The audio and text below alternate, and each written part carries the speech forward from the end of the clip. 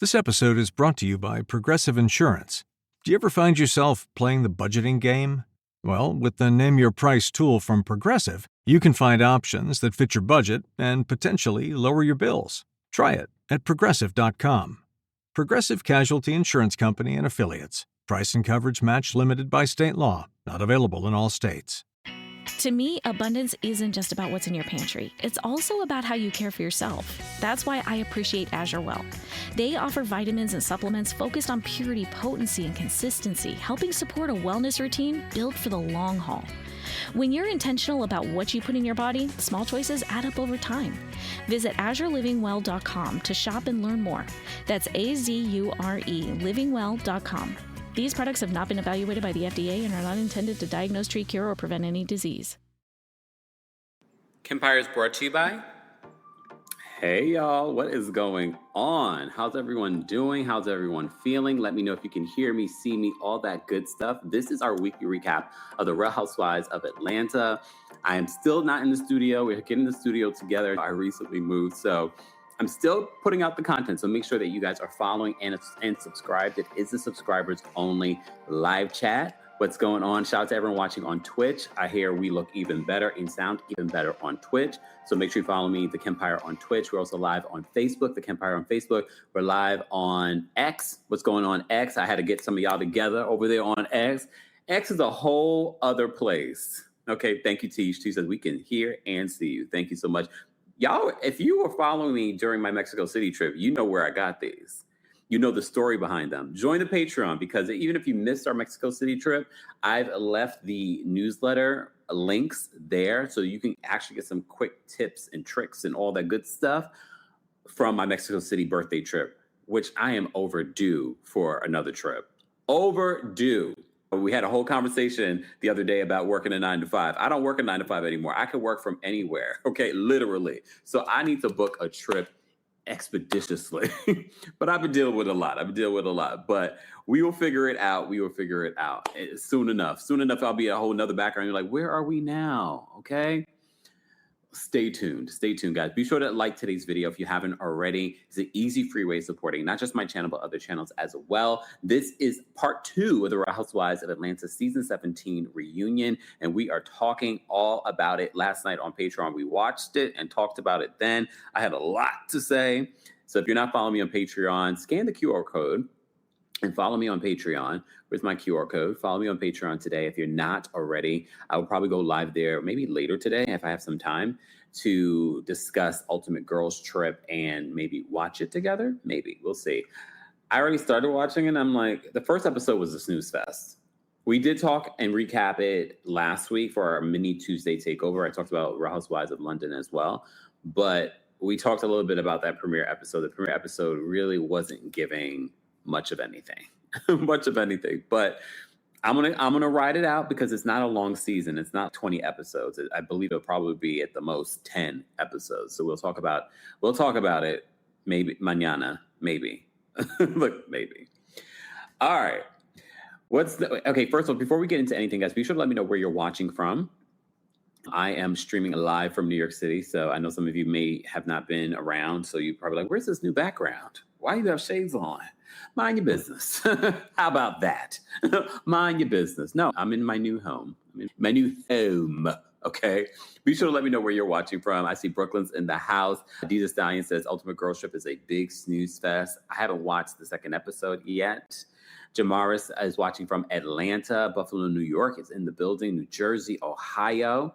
Chuck says a show with Vicky, Giselle, and Lisa you can't expect it to give. Apparently, the higher-ups thought that it would. Okay. Arizona's in the building. Dallas is in the building. Atlanta's in the building. What's going on? York, Pennsylvania's in the building. What's going on, Linda? Rashawn's watching from Atlanta. We've got a lot of people in Atlanta in the building. What's going on, Atlanta? Louisville, Kentucky's in the building. Okay. Don John says, I love all the ladies. Okay.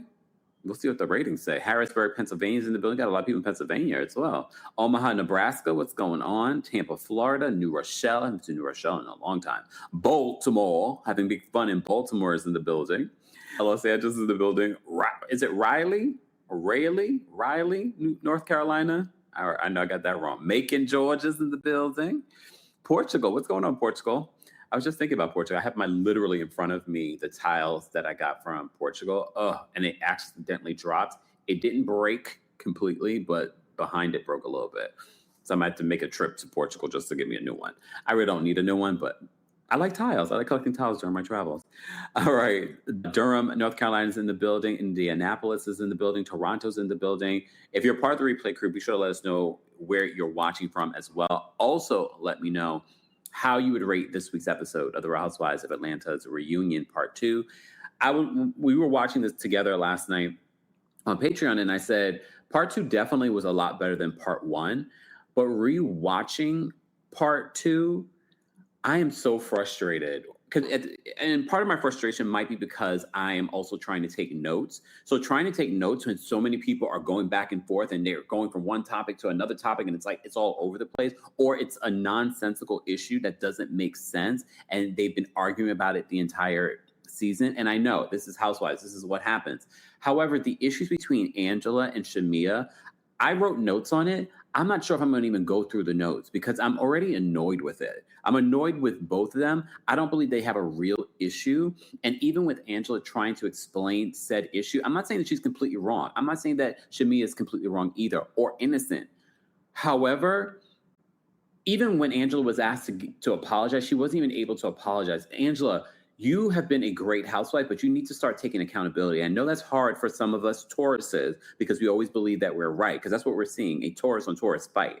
Both of them are stubborn. Both of them are going to be like, I am 100% right. However, Angela, I don't think you're 100% right. I think you're playing semantics. I'm not saying that Shamia didn't have things to say about Charles. I'm not saying that Shamia is innocent, but I also feel like you weren't taking accountability. You couldn't apologize. And I don't really understand what the real issue between you and Shamia is, even after part 2 of the reunion. What is the real issue between the two of you? That's worth us constantly going back and forth on it. This reunion's not landing well for you, Angela. I love your little clapbacks. I think you are a fantastic addition, but you also need to learn how to let it go and take some accountability if you want to be a really good housewife. And I don't see any accountability. Lexi says she apologized. Exactly. Just apologize properly, because she eventually got there. Even Andy had to walk Angela through on how to apologize, because she was like, I can apologize for this. Look, people are going to say she apologized for a typical housewife. No accountability. Ariel says barely. That apology was weak at best. I think if she was able to really apologize to Shamia, I could have been like, okay, now we can move on. I don't know. That portion of the reunion between Angela and Shamia was disappointing. And more on the Angela side. Because even when they go back to what stemmed Angela constantly coming for Shamia, and I'm jumping all the way to this end because when we get to it, I don't think I even want to dig into it anymore. But Angela says the reason why she kept on coming for Shamia was because of a comment that she made. I think it was that slutty vegan when she was with Pinky and Shamia. Pinky barely remembered it. And I guess Shamia, again, was basically saying that Drew and Angela were the demise of the friendship between her and Portia. I don't agree with that. However, you saying that is why you kept on coming for Shamia was a weak reason to say that's the reason why you kept on coming for Shamia.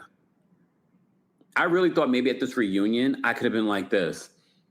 Oh, now I completely understand why Angela keeps coming for Shamia. And I get it. The fans will find every reason. But here's the thing, y'all. We're watching an edited show. We will never, as an audience, understand what really is going on between these women. Only based on what we've seen on the show or what they want to share with us. And I always tell you, a lot of times what they're arguing about has nothing to do with what they're actually arguing about. And a lot of times it has to do with the show. I don't know what it is, but y'all need to wrap it up. Wrap it up, because if y'all bring this beef into next season, it's not even fun to watch. It's just annoying at this point. It's annoying.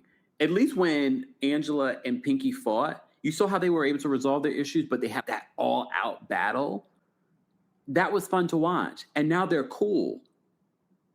T says, I'm confused. We're all confused. It's confusion to the point of annoyance because we can't get to the bottom of what the real issue might be. We did get to the bottom of what the issue might be between Phaedra and Pinky, and apparently involved, not HR. Everyone in the comments were like, oh my, because I had posted a very facetious tweet, y'all. I'm tweeting facetiously. I said, the nerve of Phaedra to be going to HR on Pinky when her picture might be up in HR. First of all, Phaedra never went to HR. She probably went to production, because if she went to HR, she would have contacted New York. It's the HR department. And Andy already revealed she didn't reach out to me. She didn't reach out to anyone in New York.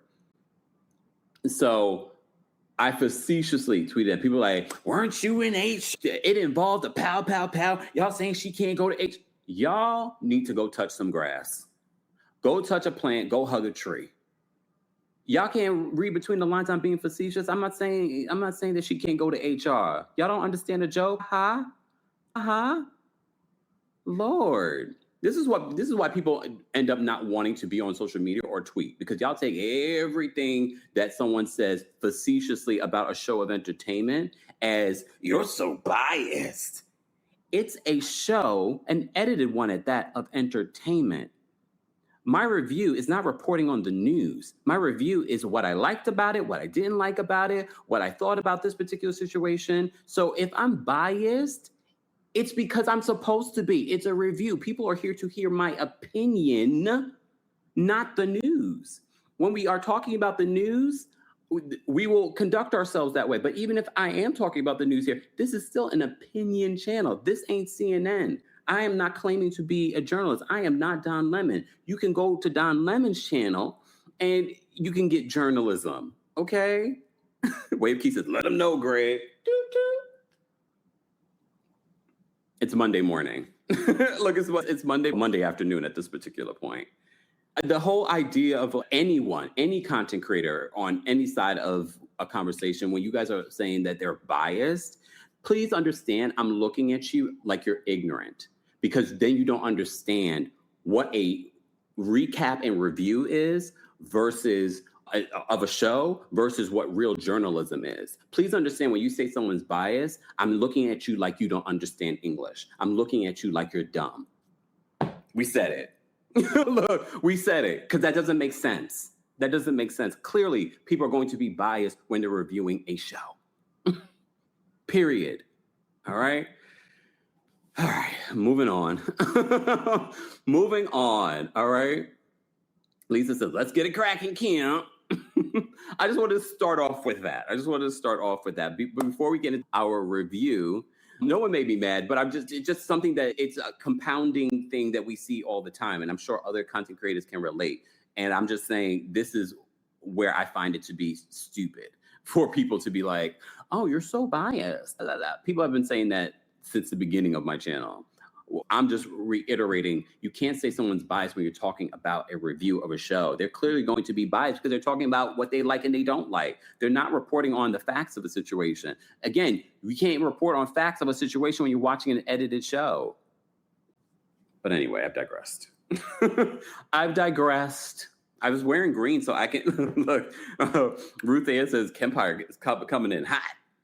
I didn't even expect it. You never know what I'm going to discuss before we even get into the actual review. But before we get into the review, literally last night after I got off our Patreon, I saw the incredibly sad news about Hayden Panettiere. And this is someone I watched on Heroes. This is someone I watched on Nashville. Nashville was such a fantastic show. Heroes was a fantastic show. And she recently released a book back in May, and she was on the promo trail promoting it and talking about just the highs and lows of being in entertainment. So the news came out last night that she had passed away. She was only 36 years old. I just saw that we are getting more details from People Magazine in regards to what exactly happened to Hayden. So according to People Magazine, they report this. They said new details have been revealed about the last moments of Hayden Panettiere's life. Police officers and EMS personnel responded to reports of an unresponsive female, later identified as 36-year-old Hayden Panettiere, at a residence in Greenville, South Carolina, at around 1:51 p.m. local time on Sunday, August 16th. The Greenville Police Department previously confirmed to People. Authorities were alerted to the medical emergency by a 911 call from a friend of the screen actress, TMZ reported, citing law enforcement sources. The identity of the caller has not been shared publicly at this time. According to the outlet, first responders attempted to resuscitate Panettiere using, quote, advanced cardiac life support. In addition to CPR, this involved special medicines, breathing tubes, and heart rhythm tracking. Panettiere was reportedly pronounced dead at 2:32 p.m. as chest compressions administered by paramedics were also unable to revive her.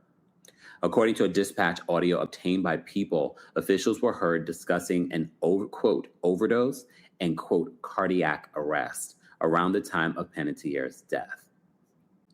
The Greenville Police Department and Greenville County Coroner's Office are leading the investigation into her death. The preliminary investigation has not indicated any signs of foul play or suspicious circumstances, a spokesperson for the Greenville Police Department said in a statement obtained by People.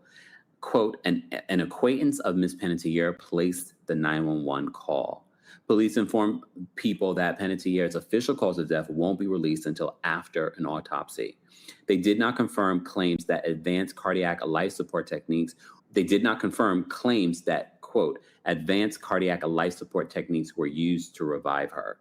After starring in the ABC soap opera One Life to Live in 1994, Panettiere had high-profile roles in Heroes, Nashville, and the Scream franchise. She leaves behind an 11-year-old daughter, Kaya, shared with former fiancé Vladimir Kalinko.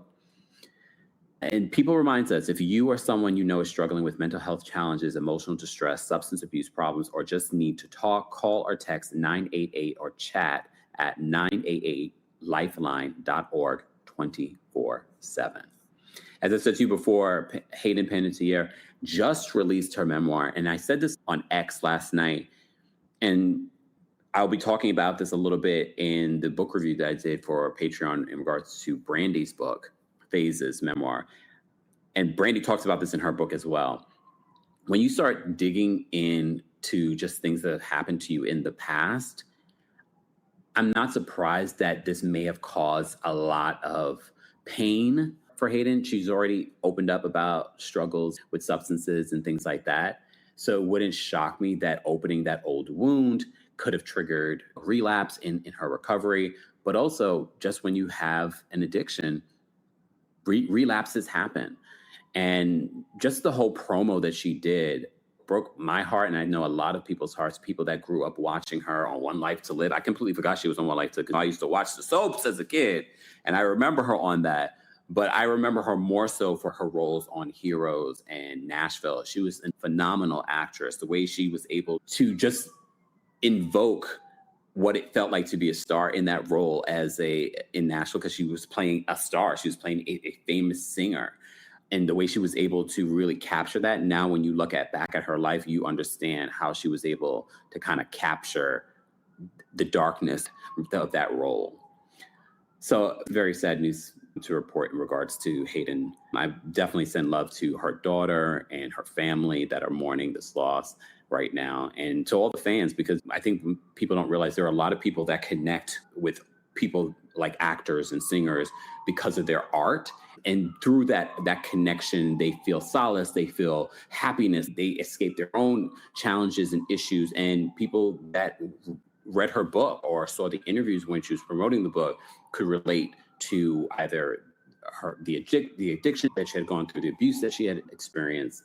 So prayers for anyone going through anything. And every time that we talk about someone that passes away, I always remind you guys, it's a reminder to those of us that are still here and living to live more fully, no matter what that means. That could mean getting help for your own addiction or mental health issue. That could mean taking that risk that you were on the fence about, and you're seeing this video right now. And, I think he's talking to me. Yeah, I'm talking to you. That could mean, I'm supposed to make an appointment for my physical or my mammogram or my colonoscopy. This is your reminder to do that right now. Okay? All right. Before we get into our Real Housewives of Atlanta recap, we got to pay some bills. But speaking of your health, That's why I love our friends over at MyFitnessPal. They are helping us keep track of our health in so many different ways.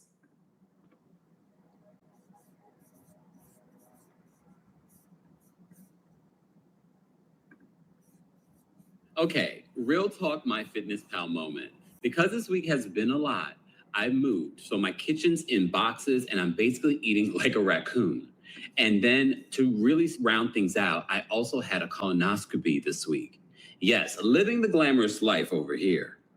But listen, jokes aside, if you're at the age where you should be getting screened, go do it.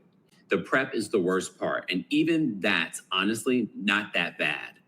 Early detection saves lives, and an afternoon of being a little dramatic on the couch is worth it. Trust me. Now, here's what nobody warns you about. Between the prep and easing back in, your whole diet gets turned upside down. My routine was gone, and the one thing that kept me from completely losing it was logging everything in MyFitnessPal.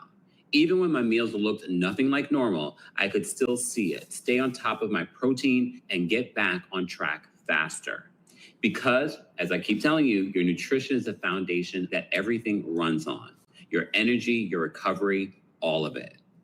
Go to podcast.myfitnesspal.com, use code KEMPIRE, all uppercase, for 15% off MyFitnessPal Premium. And don't forget, that is only $68 for the year, $5.66 for the month, and 19 cents a day. Go to podcast.myfitnesspal.com and use my code KEMPIRE, all uppercase, for 15% off MyFitnessPal Premium. More information on MyFitnessPal Premium and your discount will be available in the description. Thank you, MyFitnessPal.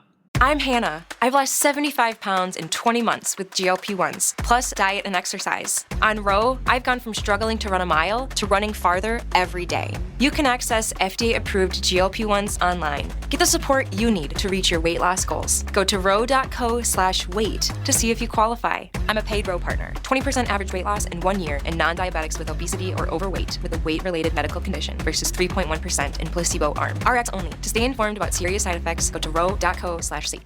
And we're back. Guys, don't forget to like today's video. It's easy free way of supporting not just my channel, but other channels as well, including our sponsors. And again, you can save so much by taking advantage of our discount code with MyFitnessPal. That's $68 for the year. That's $5.66 a month, 19 cents a day. More information on that will be available in the description. All right. Oh, hold on. Let me see what Ma Schneider says. Thank you, Kemp. My beloved uncle not wanting to get his colonoscopy got sick years later with stage 4 cancer. Preventative care could have helped him. Exactly. My doctor literally said to me, because there's another option that you can have instead of the colonoscopy that's less of a headache. However, you have to do it more often. And my doctor said, however, people of color are greatly affected by colon cancer. So I said, as soon as he said that, I was like, let's send a referral for my colonoscopy. And I got my results back last week. And I shared it with you guys during our last live. I got my results back, all clear. I don't have to go back for another 10 years. And I thanked my doctor. My doctor actually responded to me today. Thank you. You're very welcome. So go get tested, y'all. And then I have my physical at the end of the year. I feel like I'm always at that damn doctor, but it's okay. It's all right. But I also get in this country why because I also get the doctor's bills. So I also get why people do not want to go, but we're going to keep talking about more opportunities for people to go to the doctor and not have to worry about co-pays and insurance not covering everything and things like that. So anyway, let's get to the Real Housewives of Atlanta recap. Let's start where we ended last week, and that was with K. Michelle and Shamia arguing. And I have to remind us that K. Michelle, you were the one to bring up whatever happened at the hookah lounge with Mama Morton and Shamia. Because Shamia, I'm going to let K. Michelle talk about it. And K. Michelle, you were the one who brought it up. No, she wasn't. Look, no, she wasn't. You were the first person to talk about this on camera with Pinky. So when we come back into part 2, they don't start there. They start with Cynthia coming out. Cynthia looks amazing. Cynthia is going to be 60 years old next year, y'all. Cynthia looks great. I still don't know if I love the bodysuit under it, but When we went to her Instagram, we got to see the full thing, and she gave us a full story behind it. The network loves Cynthia because I told you, when I was reading the write-up for the reunion looks, they gave her basically half the page because she was telling the story about the designer and working with this designer, and it's like a full circle moment. She looked phenomenal. She came out, body was... Did y'all see her body in the bodysuit? I said, Cynthia looks amazing. But never mind the body and the outfit. Did you see the face and the hair? Did you see the face and the hair? Cynthia looks so good. I will say this, based off the edit, we didn't get a lot of Cynthia in part 2. I'm okay with that because Cynthia is playing her position as the friend. And it seems like the network loves her in this position because you saw how Andy introduced her. You saw throughout the season when people would come on Watch What Happens Live, Shamia and Kelli talking about the dirty room. Andy was defending his girl, Cynthia. So she is production and the network's favorite right now. So they better leave her alone. But here's the thing. Cynthia says she's open to returning as a housewife. And I've already said countless times, Cynthia should remain a friend of. She gave 10 plus years of all kinds of drama as a housewife. I think this really is a sweet spot for her, and I think she should remain in this sweet spot. Because they're already dragging her, oh, you team Porsche. I think if she was a full-time housewife, I think it would be harmful to her relationship as well. So Cynthia, stay where you are, girl. But I feel like we didn't get a lot. We didn't get a lot of Cynthia in part 2 until they played her song. We're going to get to the song. We're going to get to the song in a second. Go stream my song on Spotify and Apple Music. Just saying, I got an EDM song too. Go stream my EDM song. Go right now. I'm going to give y'all a second. Put the Kempire in, and it's called that with a PH. Come on, go get it. Me and Cynthia going to go on tour. Okay? She can open for me. Oh! She can open for me. Okay, my song's been on Spotify and I actually am singing on it. Okay, Ashley says, let me go stream. Go stream it right now. I'm gonna give you guys a moment. Okay, just because, fat. Yes, fat. PHAT dash, I think FAT. I would play it for you guys, but they might strike my channel even though it's my song. Hold on, I'm gonna play a small part of it real quick. Hold on. Please hold.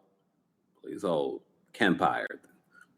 Okay? The Kempire. Make sure I put the Kempire because then it's not going to come up. Okay? It's on streaming. Yup, Fat Diva Nation Club Mix. Okay? Okay, that's all you're going to get. Go. Oh, wait. I'll play a little bit of me singing.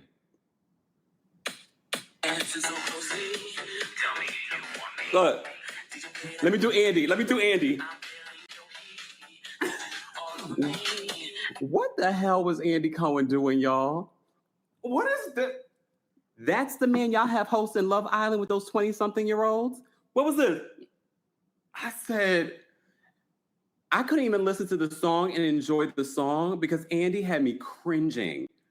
I couldn't even look. I need to hear the song in full without envisioning Andy. Andy, crotch akimbo, literally got his legs in the stirrups, y'all.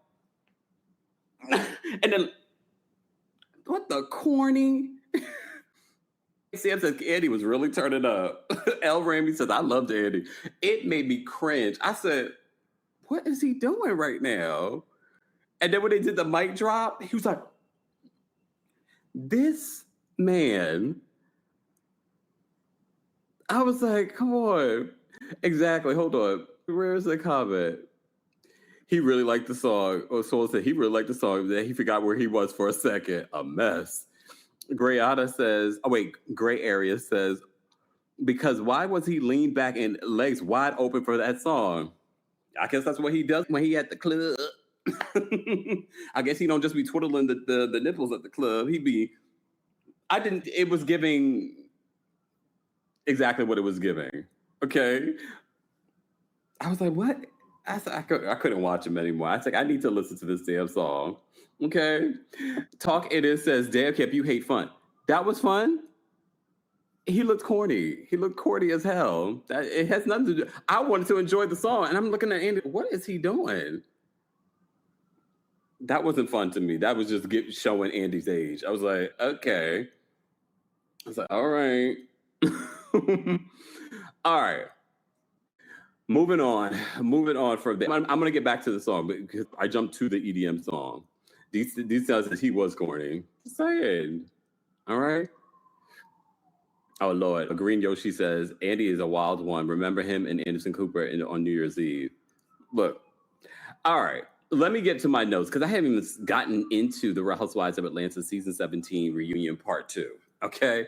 So before we even get to Cynthia's song, Drew asked Shamia a question about the comment about Shamia not asking K. Michelle, my friends don't want me to be friends with you kind of thing. So Drew's question was making it seem like Shamia was doing that when it comes to the rest of the group. Shamia says that's not the group that we're referring to. I'm talking about Candy and some of these other friends. She's talking about Rashida and all these other people. Okay.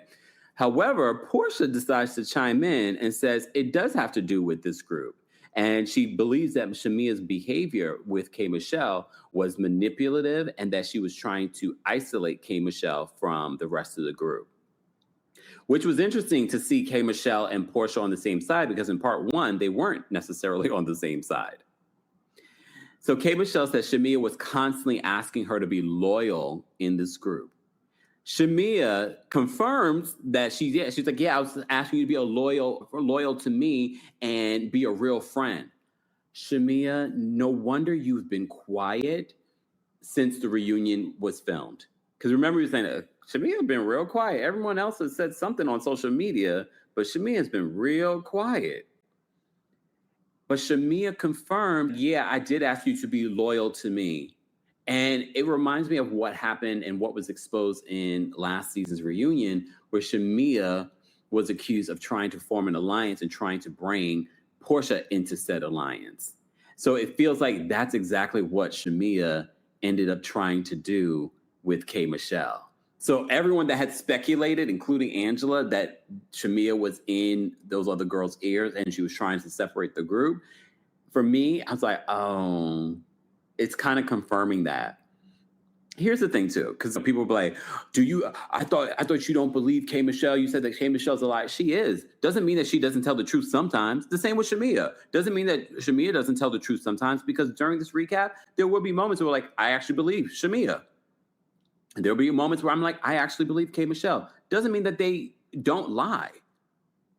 There are some people that lie about everything. I do believe that sometimes they tell part of the truth and part of a lie. The same with Portia. When Portia talked about what happened when they were on that trip last season and they were talking about Charles and she said, I should F Charles.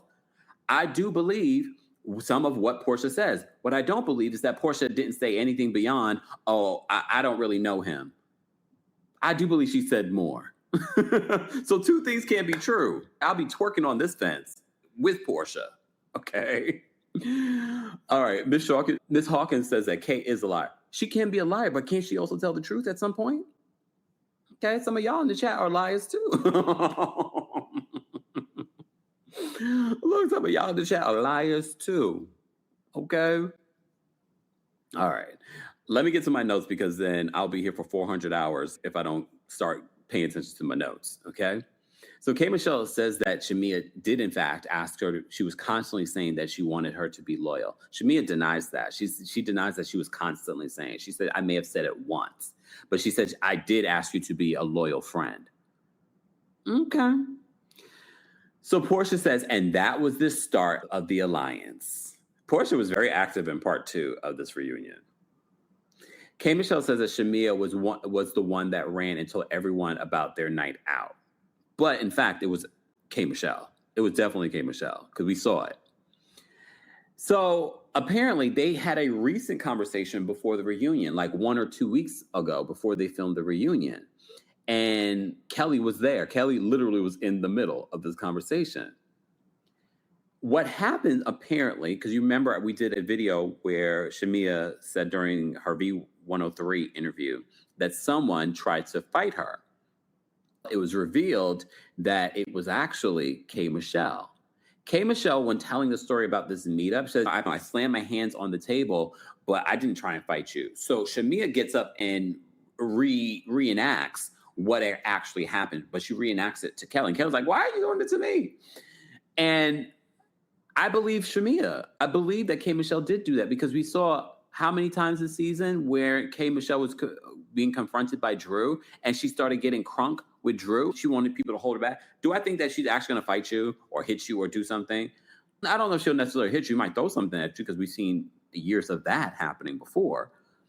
But I do believe, Shamia, that K. Michelle was probably acting all tough and getting in her face. I do believe that. What do you guys believe? Do you believe Shamia or K. Michelle? I'll ask the chat. Look, I'll ask the chat. I believe Shamia that K. Michelle was acting all big and bad.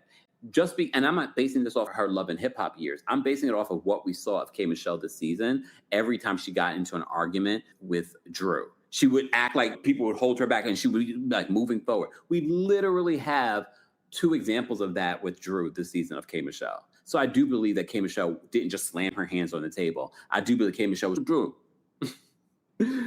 All right. Moving on from there. So she then says that Shamia lied to her face when they had this conversation. So that's what got her so upset in regards to the incident with her mom. Shamia claims that K. Michelle tried to fight her. Kay says that she only slammed her hands on the table. So Shamia says she starts arguing the details of what happened the night with her mama in the hookah club. Here's the thing, though, Shamia, and this is why I keep twerking on the fence. And some of you are like, Kempire, whose side are you on? I'm not on anyone's side because I don't know these people, and neither do you. And we're watching an edited version of this show. We were basing your feelings on what they're telling you. But here's the thing, Shamia, and you did this on the Carlos interview as well. Y'all notice how they never mentioned Carlos, but they mentioned Claudia Jordan in this week's episode. I thought that was interesting. Why don't they want to mention Carlos King anymore? Why don't they want to mention Carlos King? Because why not? He was a former producer. Like, why wouldn't you mention him? Why don't they want to mention Carlos? Anyway, okay. Back to this. Maybe I can get back to my notes because I went on a tangent. So Shamia, in her Carlos interview, she did this as well. She was talking about the semantics as opposed to talking about the facts of the situation, about what happened in the hookah lounge. She's like, my mama wasn't wearing any revealing outfit.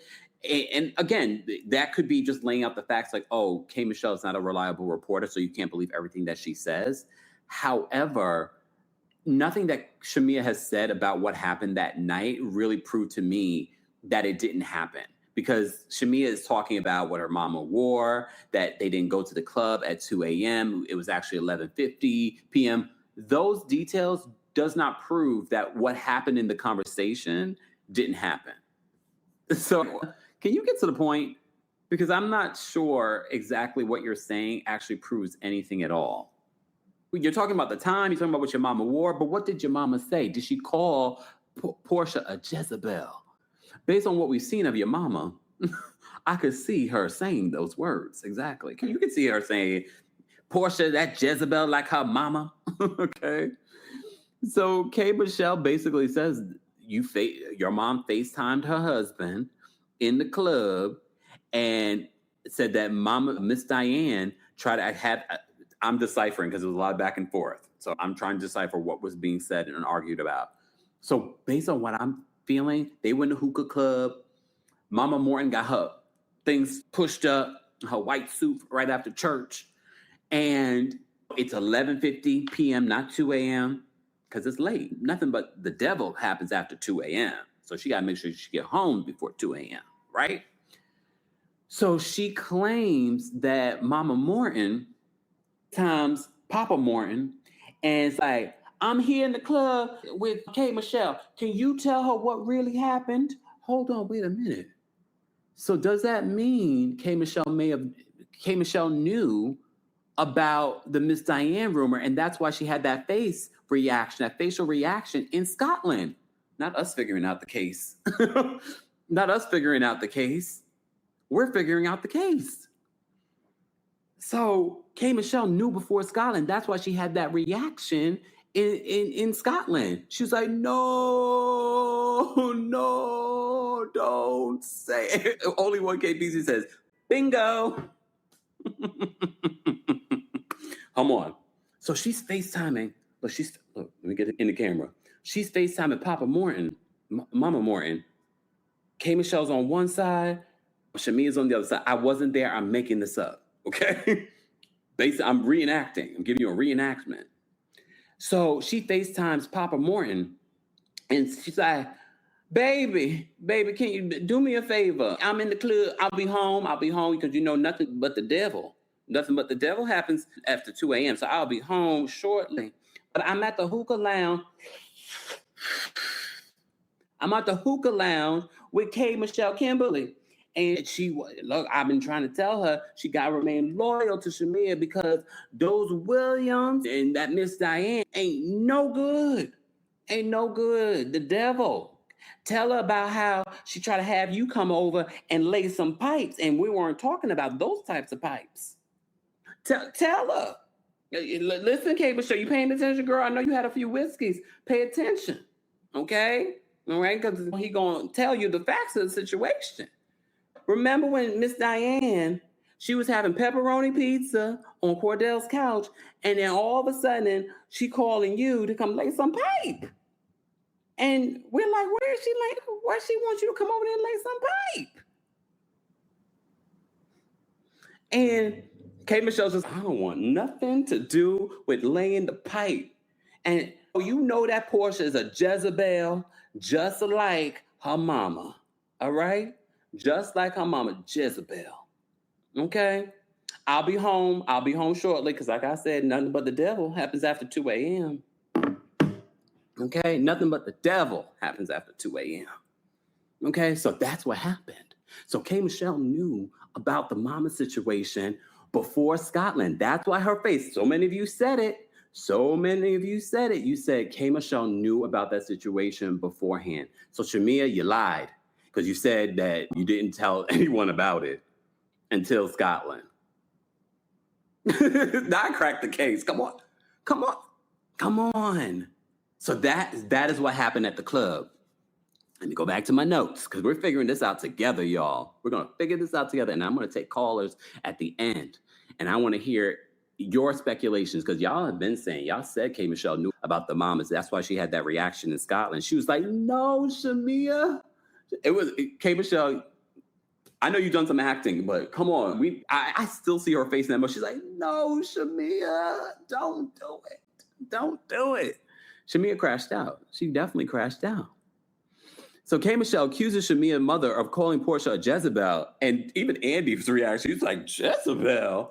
Who called her Jezebel? So Portia gets activated in this moment. She claims that Kay has told her already some of the things that Shamia's mom has said. So it seems as if K. Michelle and Portia have been having their own conversations. And K. Michelle has been running back what Shamia and her mama has said. So Portia's like, yeah, I've already heard a few things. So now this turns into a Shamia and Portia. So we're already getting the foreshadowing of part 3 of this Atlanta reunion. All right? K. Michelle says that Shamia's mom FaceTimes her husband in the club and talked about Miss Diane laying pipe and getting her pipes fixed. I don't know. Y'all read between the lines. So Kelli says that K. Michelle and Shamia should not, because she's in the middle, because she was actually there when they had to sit down a couple of weeks before the reunion. And she wasn't at the club. Kelli was not at the club, because I know some of y'all probably confused. Like, wait, when did they meet up? So they must have met up before the reunion, like a week or two before the reunion, and Kelli was there. Preparing for the reunion, they deny that, but I think they were preparing for the reunion. But K. Michelle claims that she was getting annoyed with Shamia because Shamia was claiming one thing to her face versus what actually happened, according to K. Michelle. All right. So Kelli claims that K. Michelle and Shamia should not let the noise from the other couch affect their friendship. And we're all like, how is this the other couch's fault? No, y'all keep it to that side and what caused the issue. What caused the issue isn't this other couch. Drew's like, no accountability. Look, no accountability.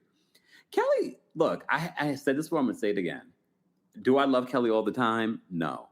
However, despite everything that she's been thrown at her. She hasn't sweat. Even in that outfit, in that terrible wig, she doesn't sweat it. Even with everything online, people dragging her. Kelli doesn't sweat it. No matter how many times I've talked about Kelli and that mangy dog, she still follows me on Instagram. I gotta give her due. Even Portia can't even follow me. She got me blocked because she's still mad. She's very sensitive.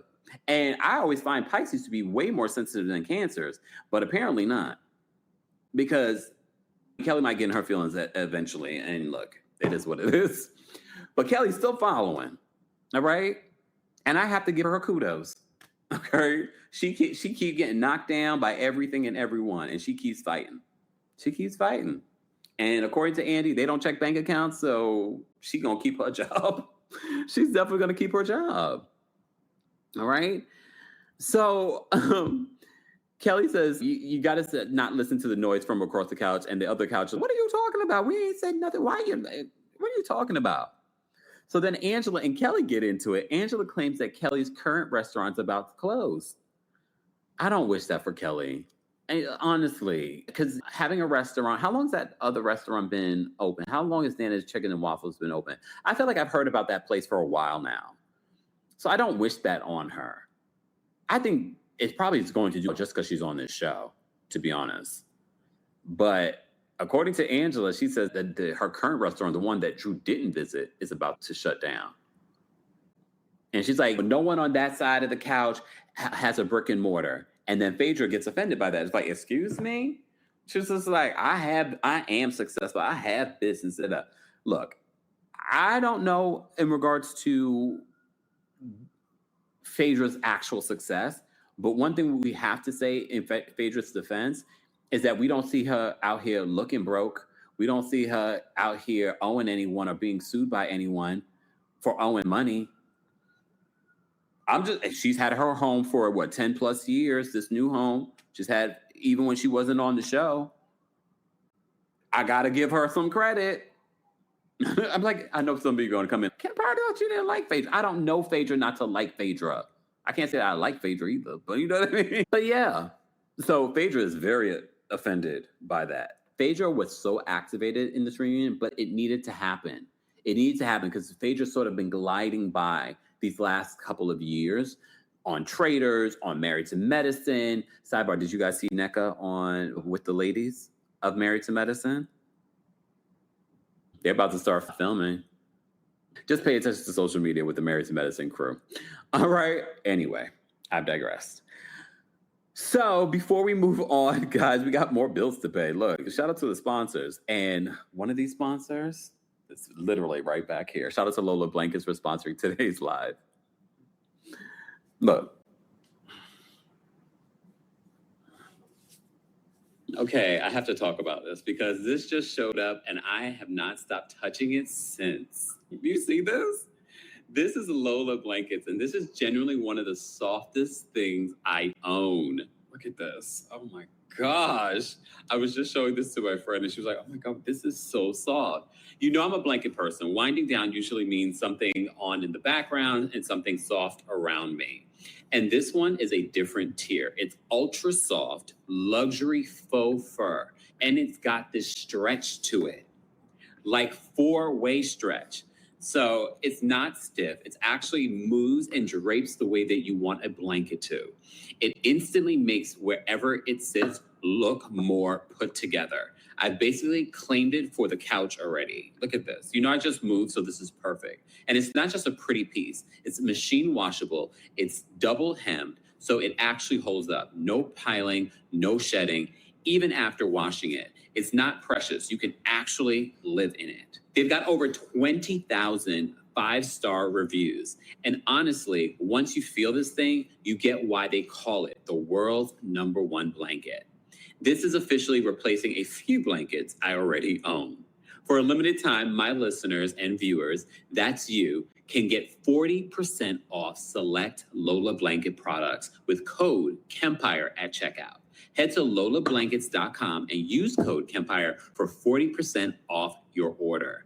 40%. Again, lolablankets.com, code KEMPIRE, 40% off. And after you check out, they'll ask you where you heard about them. Let them know we sent you. That actually supports the show.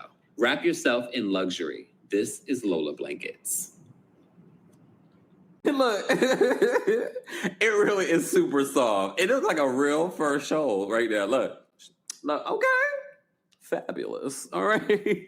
Guys, we have nearly 2,000 people watching on YouTube, Facebook, Twitch, and Twitter. We appreciate you being here for Real Housewives of Atlanta recap. More information on all of our sponsors and everything Kempire will be available in the description. If you haven't liked the video already, be sure to like the video. I will be dropping the call-in link in a moment. I still have a lot more to talk about, so we're going to take our time. We're almost an hour into our Real Housewives of Atlanta recap. Be sure to subscribe to the channel. It's a subscribers only live chat. And thank you, Ms. Parker, for reminding people we have a live show happening. Did you guys know that? We have a live show happening September 25th. Literally this week, it'll be a month away. A live stream option is also available if you can't be in New York City. But if you are in New York City, will be in New York City, or want to be in New York City, get your tickets today for the Kempire After Dark, a live show. It's our last show of 2026. So let's go out with a bang. All right, let's go out with a bang. Taria Faizan will be our hostess with the mostest from the What Else Is Going On podcast. She's returning, so make sure you're following her. She will be joining us on September 25th. All right. Also, don't forget, guys, we are we are getting the Amazon wish list for Danielle completed. A lot of you have already donated. I've donated. I will probably donate more. So if you haven't already, scan the QR code and help us fulfill this Amazon wish list for the 5th annual Women's Hygiene Drive. This is providing just some of the basic necessities, even women that are perimenopausal. Shout out to Dr. Frida for telling us, you know what you can add? Add some fans, some handheld fans for our unhoused community in the DMV area. So you still have time. You still have time to fulfill the Amazon wish list. There are a lot of really great items that we all can do as a community to help. All right. So be sure to scan the QR code or screenshot so you can get back to it later. All right. And if you're listening to this, you can also check out the description for more details. And also, you guys, you can find the link in the description of this video as well. All right. Let me say thank you, because we had a few super chats, and then we're going to get back to our Real Housewives of Atlanta recap. Shout out to all of our new members. Danielle, thank you so much for becoming a new member. We appreciate your support. Demi, thank you for being a member for 30. Now I'm hot. Woo! And it keeps you warm, y'all. Demi, thank you for being a member for 30 months. Demi says, also, the day steaks weren't good at Mercedes-Benz. Oh, wait, that's Derek's business, right? They weren't good? But good for him for having a restaurant in there. Saw Todd, by the way. Bias means your opinion isn't mine. Oh, apparently. Look, I'd never had Dave's cheesesteaks, but he has multiple of them, so the business is doing well. The Dan Talk, thank you so much for being a member for 17 months. Dan says Kelli was really mute during K. Michelle versus Shamia. I think because she's friends with K. Michelle and she's friends with Shamia, and Shamia's her landlord. K. Michelle was lethal with the tongue, so she don't want no smoke. I can't blame her. She did not want to be in the middle, but she literally is in the middle. Cindy, thank you so much for the super chat. Cindy says, I live in McDonough, and her restaurant here does well. My family and I have gone many times, and it always has patrons. That's what I've heard. I've always heard that about her restaurant. Her restaurant, if it's in McDonough, that's far from Atlanta, right? That's a good ways away. But good for her. And you guys said she brought the restaurant in not bad, but it's not conducive for what Sandy Springs and how they eat in that area. Hence why she probably thought that bringing something like that there, meaning that there was no other business like that, would do well there, but apparently not. That's sad. Ariel says McDonough 35. When I wanted to go to McDonough to go to Mariah's thing, people told me it's far.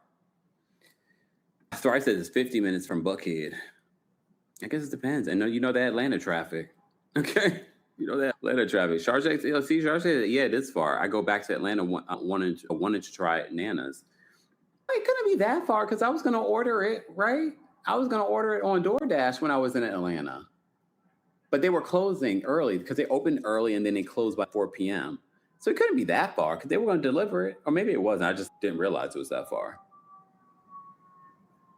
Oh, okay. Look, it's 30 minutes from Atlanta on okay day. Traffic is horrible. So that's probably what people were referring to.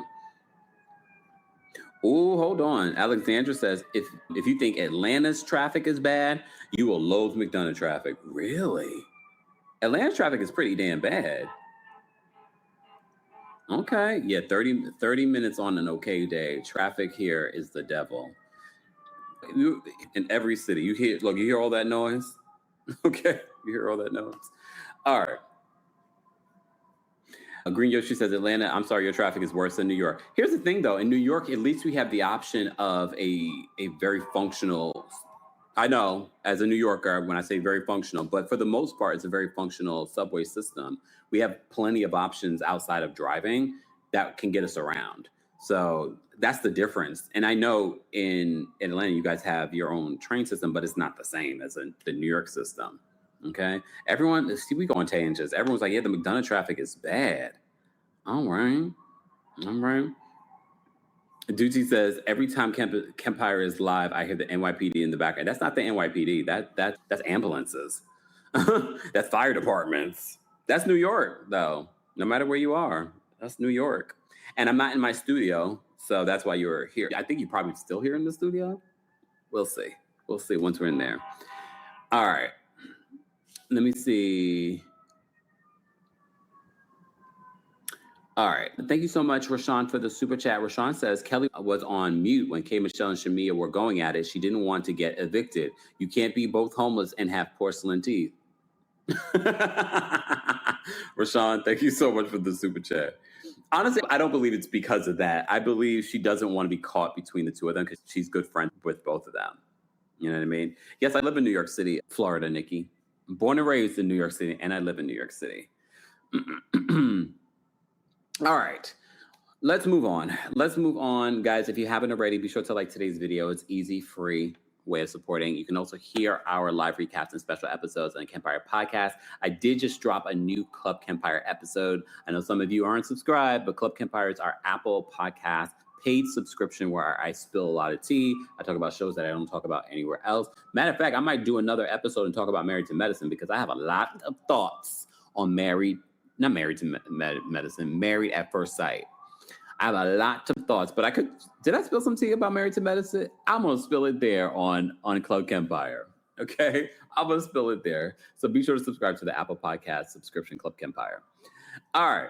Let's move on. Let me get back to my notes because there's just so much more that I haven't discussed. All right. Pinky. Oh, Pinky. This conversation is going to take many turns. But Pinky, I don't know what's going on with Pinky because she could be so light and fun when it's everyone else's story. But when it's something related to her own story, she's very defensive and she can't see or hear from anyone. Even when Cynthia was trying to give her grace and just say, it feels like we're not sure where you stand. Are you okay? Or are you not okay? Are you okay? And she even shut Cynthia down. And Cynthia was like, I understand the difficulties of running a business because I used to be married to that loser, Peter Thomas. She didn't say that. I said that. But yeah, we've talked about this before. Owning a restaurant is not easy business. So the fact that she has multiple around the country, is successful, should be applauded. But what I think gets lost in this moment is the fact that Pinky she's not able to show that vulnerable side to herself. Even though K. Michelle reveals she is upset about this. She is very vulnerable. She is very hurt by this. But she doesn't show that side to the group or to the world. And that could be a coping mechanism. But before we even get to Pinky's package, they play, because there isn't a lot of Cynthia in this part 2 of the reunion. But they play Cynthia's EDM song. Apparently, it looks like LaPrince, her boyfriend, who's also a musician in the Netherlands, he put together this EDM song. And the group didn't even realize that she had the song because they played a little bit of it during the mid-season trailer. So they end up playing the song. And Andy Cohen is loving this song. He's having a good old time with this song. He's just like this. Look, legs all akimbo. And I'm just like, this song doesn't require all of that. It's one thing to have a good time and be like, I was just like, It does not require all of the legs akimbo, the gyrating, the fist pumps. I'm just like, what is going on? All right, what is going on right now? But anyway, they play the song. I want to hear the full song. All right, but I tell y'all, go stream my song. Look, go stream my song.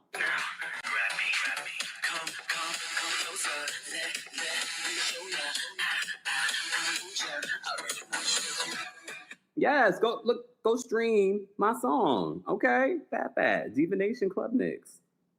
All right, I did it before. Cynthia. Cynthia, look, let's go on tour together, Cynthia. You can open up for me, okay?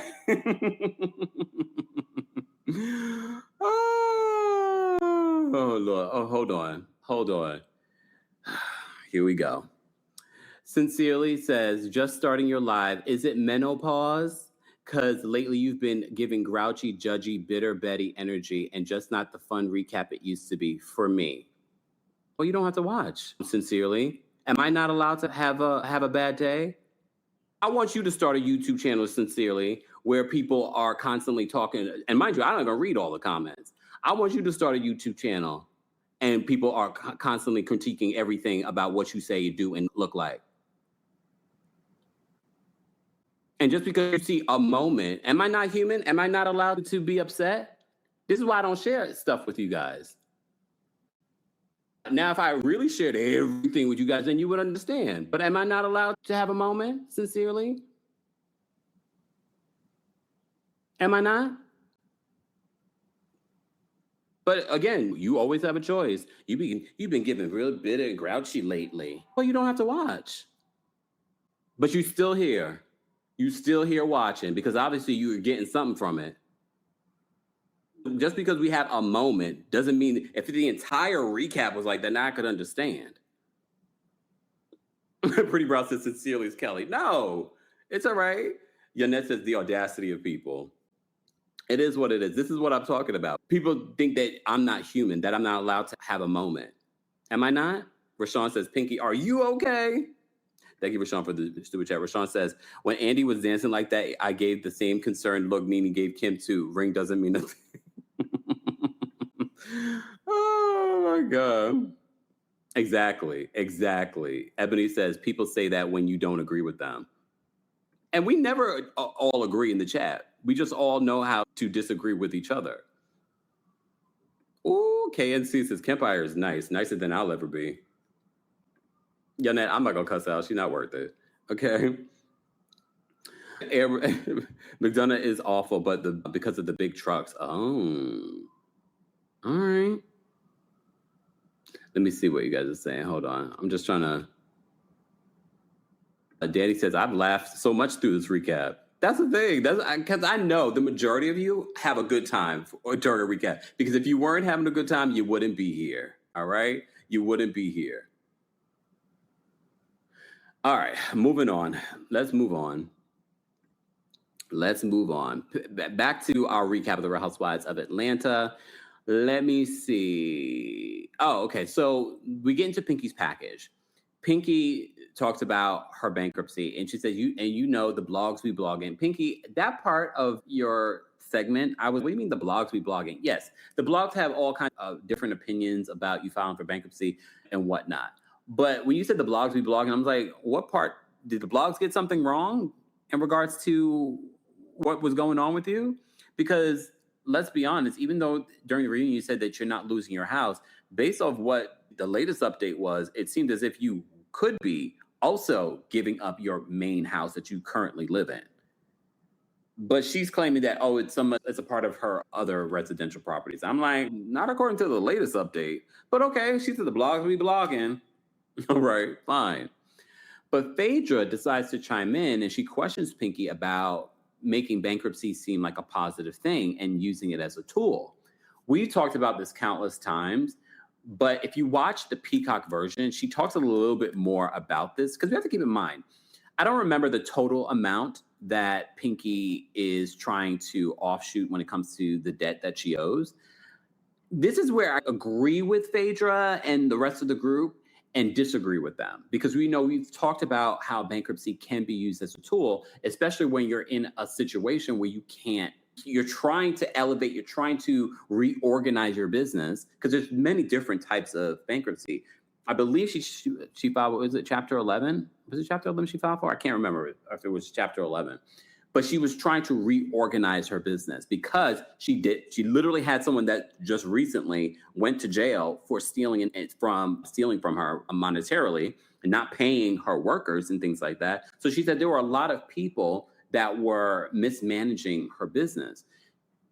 It's important to note when she talks about this bankruptcy and the people that invested in the business, she literally says, in at least the version on Peacock, she says, every dollar that anyone gave to me to start this business was used appropriately. I get where Phaedra is saying, oh, I don't think you should be so flippant about filing for bankruptcy when people really believed in your business and really believed in you. That doesn't mean that these people actually lost money from working with Pinky. Or if they did, some of these folks can write that off. Or they already saw they were losing money before she filed for bankruptcy because of people stealing from her, mismanagement. But Pinky says in the reunion that, every restaurant that she owned cost about almost $1 million to open them up. But she also says every dollar that was given to her that was invested into the business was allotted to what it was supposed to be allotted for. So she wanted to make that very clear. So that's where people will get it twisted in regards to what Phaedra was saying. It's not about her taking that money and mismanaging and just, I'm not going to pay them back. It's not that. It's definitely not that. She's trying not to have to pay back lawsuits for different things after the fact. So anyway, Phaedra brings up that there were a lot of African American investors. Pinky says, I also had a lot of white investors as well.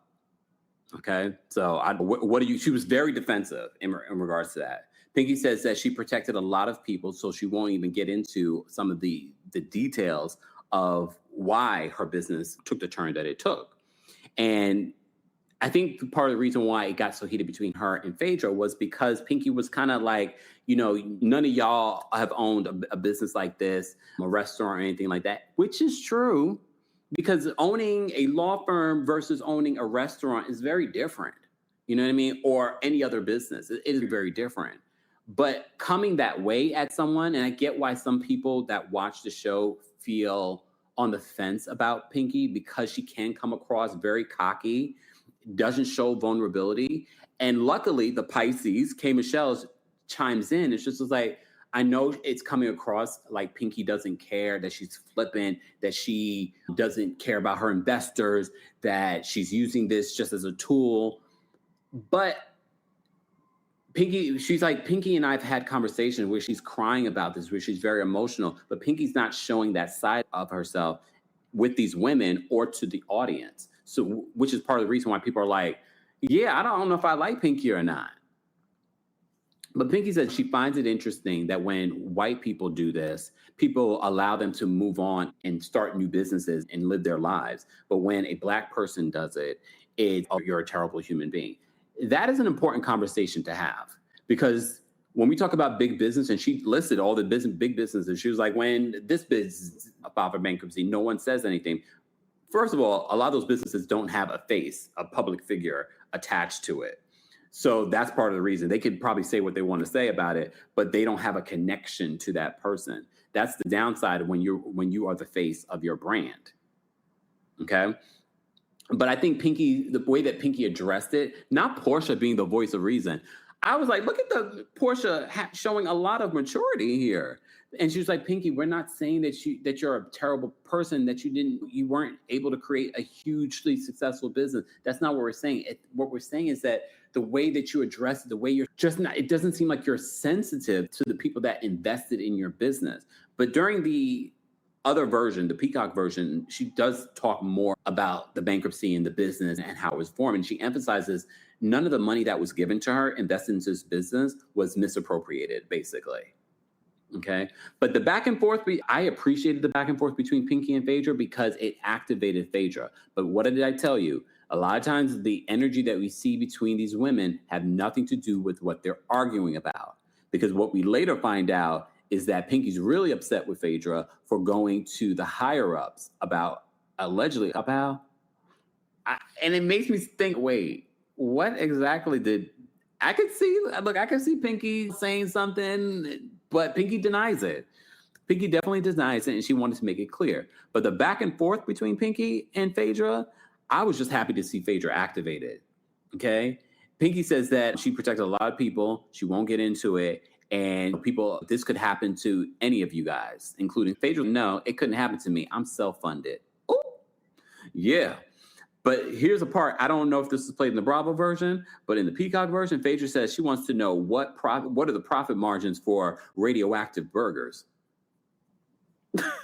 Phaedra was activated during this reunion, which it needed to happen because she's been deactivated most of the season. And I know they cut out a lot of her scenes, but why did they cut out a lot of her scenes? Just asking. So Portia, being the voice of reason, tries to come in and tries to explain to Pinky why people are feeling the way that they're feeling. Okay? Pinky explains what it took for her to start this business, and she had a lot of wrong people running her business. She says everything that she said that she was going to do with the money, she did. As I said to you before, K. Michelle came in Pinky's defense. She said Pinky has shown so much remorse and hurt over this situation. Kelli tries to defend Pinky, and she said, look, Angela was filing for bankruptcy as well. Angela points out, I never did, though, because Angela was chiming in during this whole bankruptcy conversation. She said she exposed all of her stuff in her first season when she first came into the group. She says the issue with Pinky is that she comes across so cocky and says that, I could buy all of your foreclosed homes. It doesn't land when you see all the stuff that's happening in the media when it comes to Pinky. So she said that's her issue with Pinky. So Cynthia tries to smooth things over as well and chimes in. And even that, Pinky was not trying to hear. And I feel like that's why the audience and this group probably are finding hard to warm up to Pinky. I think Pinky had a good first season for a newbie because she shared a lot and she provided a lot of really funny commentary in her confessionals. I thought she was really a good addition. Especially when people first heard of her, they're like, I don't know about this one. And they saw her fashions. I don't know about this one. I think overall, no, hater or lover, because if we were looking at this from a producer perspective, it's not just looking at, I like her as a person or I could be friends with her. It's more like, what does she bring to the group? Does she land well? Would she fit in with earlier years of Real Housewives of Atlanta ladies? I think Pinky actually had a very solid season. And if you had to grade her and give her a letter grade, I probably would give her a good B. I would give her a good B for bankruptcy. I give her a B for bankruptcy, right? Anyone else? I give her a B for bankruptcy. Come on, y'all. Give her a B for bankruptcy. Come on, everyone. B for bankruptcy. Just saying. Anyway. All right. Let's pay some bills.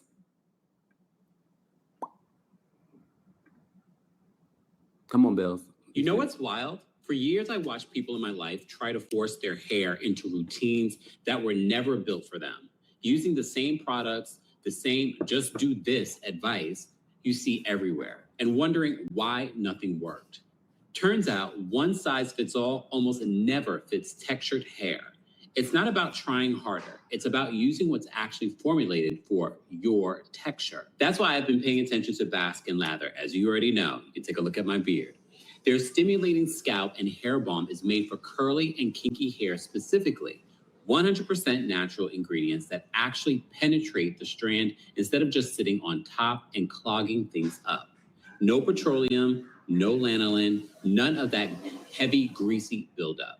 Give it about 3 months of consistent use and people are seeing real changes in breakage and shine. You all have been telling me this in the comment section. And their hydrating hair mist, aloe vera avocado oil, is perfect if you're rocking locks, twists, or braids and need something to fight frizz and dryness without messing up your style. What gets me the most, though, is the story behind it. Bask & Lather is Black-owned, family-operated. It started because CEO Shayna's little sister was misdiagnosed by a dermatologist who told her hair might never grow back. Instead of accepting that, Shayna and her mom went and formulated their own scalp and hair oil. Today, her sister's hair is down to her hips. That's the kind of energy behind every product that they make. Explore viral bestsellers and products for healthier hair of all types at baskinlatherco.com. That's baskinlatherco.com. Use code KEMPIRE for 20% off. Thanks to Baskin Lather for sponsoring today's live. More information on Baskin Lather will be available in the description. And we're back. Again, more information on Baskin Lather will be available in the description. Still using their beard oil, still on their beard shampoo and all that good stuff. I just cut down my beard the other day, so that's why it doesn't look as luscious as before. Shout out to everyone in the chat. Shout out to our Kings Guards for holding us down for our Real Housewives of Atlanta recap. If you're part of the replay crew, be sure to let us know your thoughts and opinions and how you would rate this week's episode, part 2 of the Real Housewives of Atlanta season 17 reunion. All right. And don't forget to join us on Patreon, guys. A lot of really cool things are coming to Patreon, including our book review. I know I've been talking about this for a long time, but we are almost at the final edited stage. So go get your membership today at patreon.com/thekempire, because the book review will be exclusively on Patreon. Okay.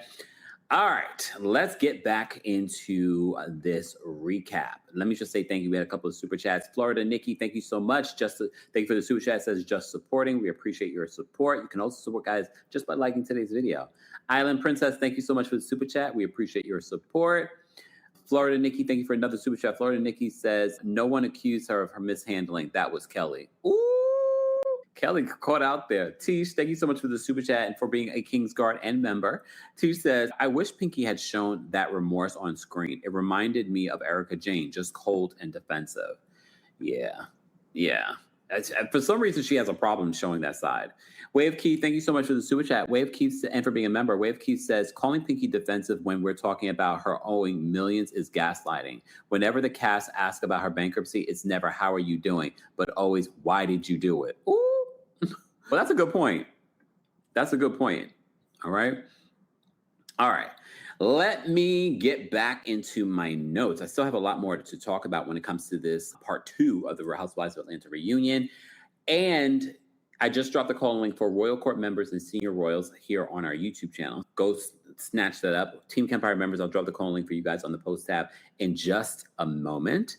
So we're still talking about Pinky. So Pinky discusses more details about her bankruptcy, the things that were revealed in the bankruptcy, including how much she makes a month personally. And we've talked about this endlessly because as someone that owns my own business as well, you're supposed to pay yourself. Depending on your state, it varies from state to state. But here in New York, you have to pay yourself a certain salary. All right. And sometimes if you look at that salary, you're like, damn, that's all you make. No, that's how much I paid myself. That's not how much the business actually made for the year. Okay. Hence why if you start a business, you should have a really good accountant. Okay. So she talked about paying herself $6,000 a month. So Andy was a little confused by that. He's like, oh. Then she said, I spend $80 in gas a month, $300 for my children, blah, blah, blah. Okay. Kelli reveals that she used to see Pinky at Davio's, which is a steakhouse. So it goes back. Speaking of Kelly's the one who said the things. Kelli was the one who said that Pinky ate meat because that was a storyline this season. And she's like, oh, I used to see Pinky all the time at Davio's, and that's a steakhouse. Kelli not thinking, did you ever literally see her eating meat? But here's the thing. When you're vegan, and if they have vegan options, sometimes those vegan options actually look like meat, but they're not. But she says that no, Pinky has her own little special menu at Davio's. So that's why she said what she said, but she does apologize to Pinky for that. Phaedra says, well, Pinky has never apologized to her. And Pinky says, and I won't be apologizing. And we're like, what is this energy between Pinky and Phaedra? So Pinky reveals that Phaedra called the higher-ups about her having to protect herself when it comes to a certain device. So we are piecing together this, especially when Andy tries to bridge a gap between these two women and tries to have them apologize to each other, that apparently Pinky's upset with Phaedra being a, quote, narc to the higher-ups. and that she thought that Pinky might be a threat. And this was before they even started filming. So I don't know what exactly Pinky said, but Pinky denies saying it and said that Phaedra was just sitting there mute, I guess whenever they had this meal or whatever it may be. But here's the reason why people say that Andy Cohen is biased. And here's where bias actually works in regards to when you guys say, oh, you're being biased. If you're a moderator of a conversation like this, you really shouldn't be biased, because you need to be able to garner conversation and resolution amongst both sides. But if you're showing a bias towards one side, it tarnishes your ability to be a good host. And I'm not saying that Andy Cohen's a bad host. However, there were multiple times in part 2, or actually in part 1 too, that showed Andy's hand in who he favors. And I didn't appreciate where he says, and I get it, this is his position, the multiple position of being the host, but also an executive. He says, please understand, I've known Phaedra a long time. And if she really wanted to make an issue, she would have called me. She would have called people in New York. And I'm just thinking to myself, Andy, that doesn't mean that it didn't happen. I'm not defending Pinky, but I'm saying that it doesn't mean, you're just showing your bias here. That wasn't necessary in this conversation. Okay? K-Baby says Andy was definitely on Phaedra's side. And I get it. He knows her. But at the same time, I just felt that doesn't land the same way that he thinks that it lands, especially when you're supposed to be the moderator of this conversation. But anyway, let me see what you guys are saying. Sean says Andy didn't even let Drew finish when she was stating the different movies and was on that she was on. He cut her off and let K. Michelle talk. And a lot of people are wondering, why is K. Michelle even next to Andy? Even after watching part 2, a lot of people are wondering, like, why is she sitting next to Andy? Because if you base it off of the season, I'm waiting. And I'm thinking this is just the network trying to play a game, a psychological game. It's psychological warfare being a housewife. They want to put Portia next to Andy because that's a power position. Look, Kenya's talked about this. Nene's talked about this. It's not just about you having the most drama during season. Sitting next to Andy is supposedly a power position that they are playing with these women. So it wouldn't surprise me that they put K. Michelle there to show a different balance of power. Yes, Andy might love Portia, but I wouldn't be surprised that there is no loyalty to Portia like that. But he's like, yeah, we're going to put K. Michelle here because K. Michelle wants to be the queen. She thinks that she's the queen. She's thinking that they're favoring Portia. No, we're going to play a game because clearly when you base off of how the season goes, I don't think that I can see her being maybe second to someone, but not necessarily sitting next to Andy. I think they're playing a game. The V-Light says that K. Michelle is next to Andy because she's a celebrity. Could be that. But yeah. But here's the thing. Nothing gets bigger than a Kim Fields. Kim Fields wasn't sitting next to Andy at her reunion. Kim Fields is an icon. Argue with anyone else, but Kim Fields is an icon. So Tammy says, I think Andy likes K. Michelle. No, he definitely likes K. Michelle because she's kooky enough to bring what he likes to the show. Because please understand, Andy Cohen doesn't like anyone authentically. He likes what you can offer him. Okay?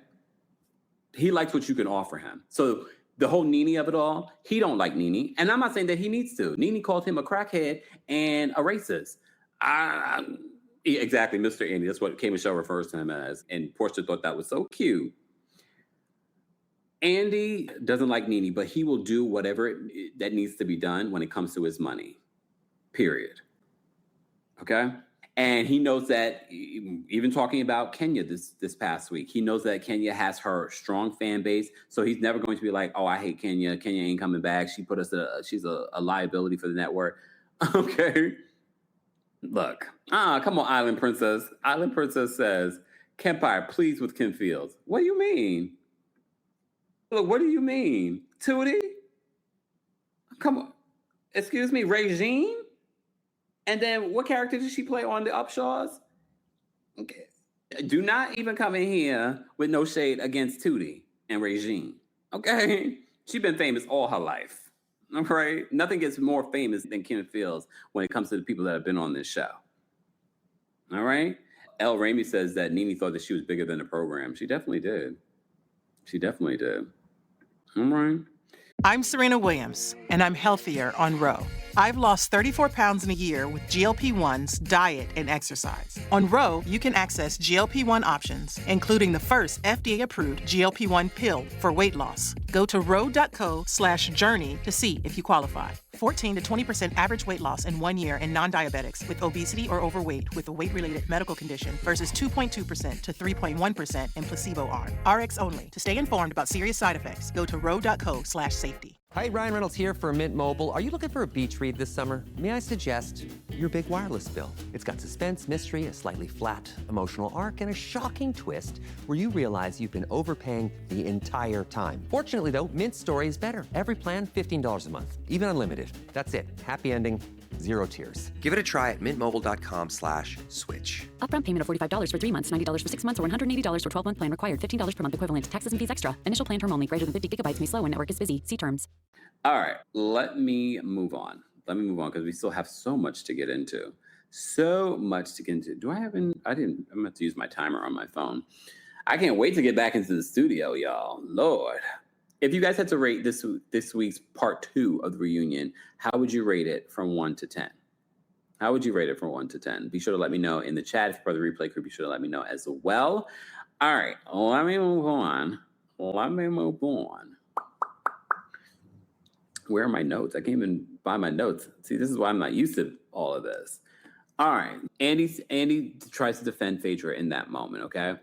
Pinky explains why she didn't tell her husband, Derek, about the bankruptcy at first and explains why she didn't want him to bail her out because she says that the bankruptcy she said credits were coming at her personally. And she says that why would Derek take care of something for a business that had already dissolved? We talked about this. I'm actually really tired of talking about the bankruptcy and just how it's not necessarily the way people make it out to be. Okay. So Drew and Pinky then discuss her auditioning. So first of all, Pinky reveals that the series that she's working on with Notori Nutton, who's on Broadway right now. I just saw that she's on Broadway. And she says that the ink isn't dry yet, but she has secured a deal with a big network. So congratulations to Pinky. She's got her hands on all different things: reality television, the restaurateur, and now scripted television. Okay.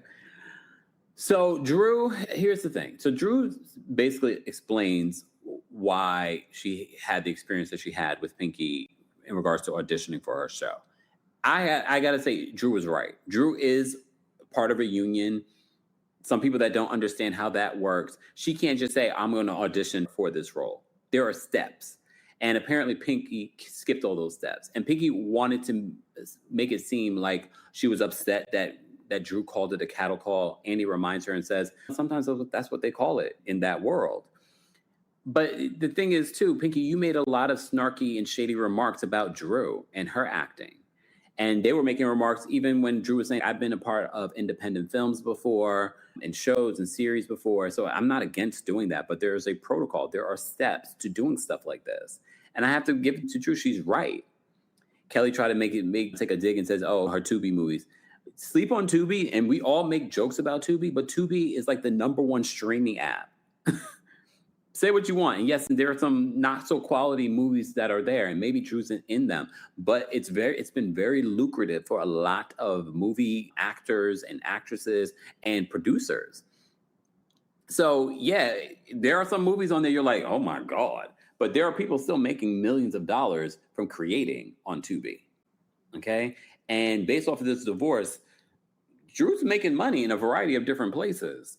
I know it was revealed like, oh, she was bringing home personally. And I told you that's probably because she's getting her other checks to her LLCs, which was confirmed. Basically, her Atlanta check was like almost $600,000 at what she just got paid for this past season. That wasn't being reported probably because the network probably pays her LLC. So look, I think people learn a lot, especially when we talk about these things here during our recaps in regards to how people are paying themselves, how businesses run, and what's being revealed. It doesn't necessarily mean exactly what's in the blogs. Okay, in the blogs. All right. Kelli should keep her mouth shut. Well, she's never going to do it. She was very vocal during this reunion. Very vocal. The judge says that Kelli is annoying. Okay. All right. Sean says, Kelli laughing at Tubi and broke. Drew needs to make money any way she can. Lawyer fees are not cheap. Not at all. Not at all. Chow Bella says, Kemp, did you move why you moved from YouTube? No, it's on Patreon. I posted it on, meaning to go to Patreon, but no, that is on Patreon. I talk about it there. Oh, actually, it's not on Patreon. Sorry. It's on Club KEMPIRE. That's what's on. That's where it's on. Club KEMPIRE. I will probably eventually post it on Patreon, but Club KEMPIRE's got it first. Damn, TJ says Kelli should focus on Gary. The man that won a default judgment against her, y'all. For those that don't know who Gary is, they brought him up last week. All right. Let's move on. All right.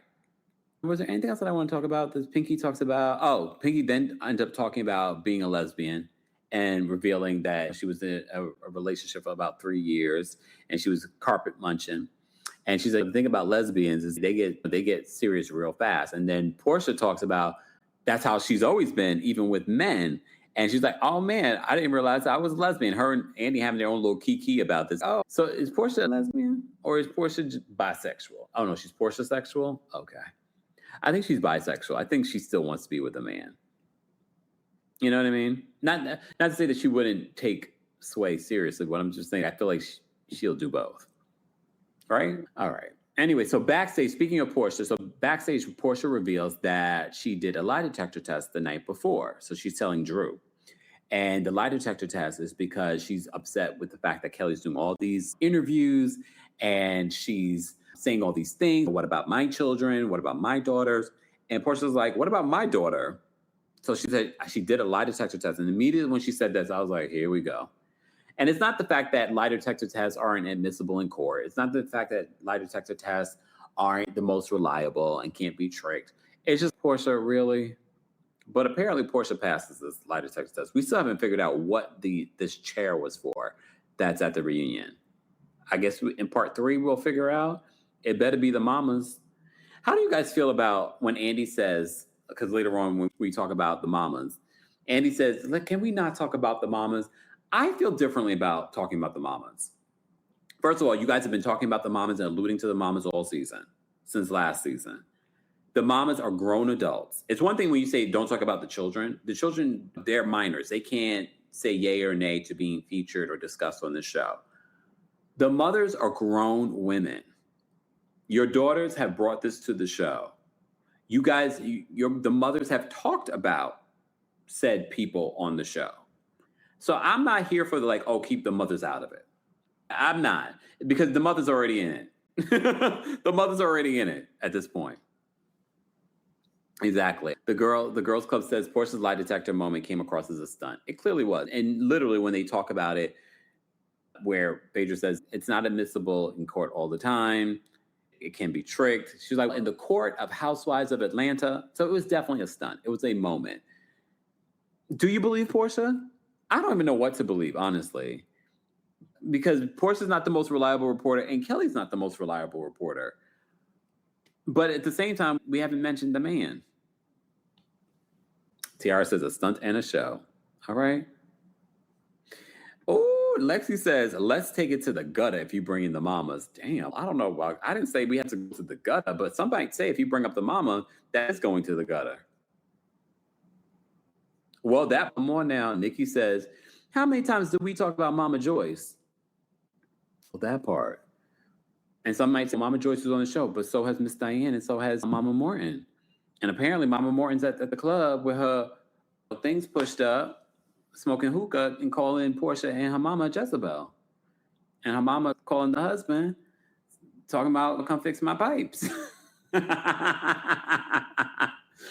Look, come fix my pipes. All right. Okay. All right. Moving on.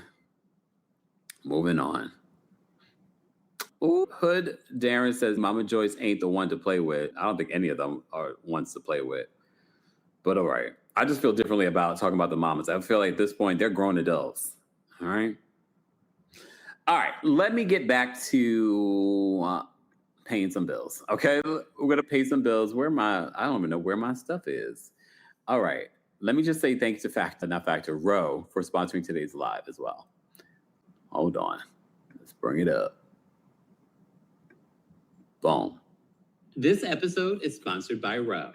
Let's talk about GLP-1 medications for a second, because I feel like most people rule themselves out before they even look into it. They assume it's going to cost a fortune or that insurance definitely won't cover it. So why bother checking? But that assumption alone keeps a lot of people from ever exploring treatment that could actually work for them. Here's the thing. RHOA is built to help you find the lowest cost path to FDA-approved GLP-1 medication, whether that's through your insurance or a cash pay option.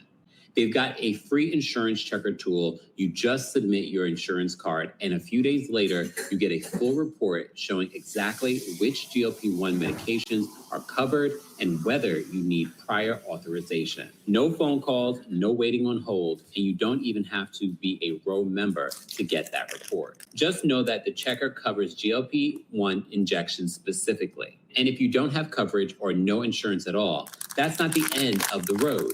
RHOA also offers discounted FDA-approved cash pay options, including GLP-1 pills and injections that ship right to your door. If I were exploring GLP-1 treatment for myself, and some of my friends have actually used this as an option, RHOA is where I start. Over 1.5 million people have already trusted them on their weight loss journey. And once you're a member, you've got a provider on demand for whatever questions come up. Go to rho.co/Kempire to see if you qualify. That's ro.co/Kempire to get started on RHOA. For side effects of GLP-1 medications, including box warning, go to rho.co/safety. More information on RHOA will be available in the description. Hey, y'all. Look, I had to get me a snack. Look, Look, I've been live for an hour and a half. I'm trying. Look, I have to save it in my my Fitness Pal. Okay. Sorry about that, y'all. It's a long live, and if y'all want me to keep going, okay. Just saying. Okay. No, we heard. I don't know why. I guess I didn't mute my mic. It's all right. Okay. Hold on. Let me say thank you. Rashawn, thank you so much for the super chat. Rashawn says, Kelli has no room to talk about Drew making Tubi movies when she spent $70,000 on plastic teeth. Rashawn. Thank you, Rashawn, for another super chat. Rashawn says, Dr. Heavenly talks about mamas all the time. Look, thank you, Tasman. Tasman says, go ahead and eat your snack cap. Thank you. They don't realize these lives end up being like 3 hours. We haven't even dropped the call-in link for the general audience yet, but we did drop the call-in link for our channel members. I will be taking callers in just a second, but I still have a lot more to talk about when it comes to Real Housewives of Atlanta's Part 2 reunion. Okay? All right. Let me open up my notes again because I keep losing my notes. All right, I can't wait to get back in the studio where I have multiple screens. Lord.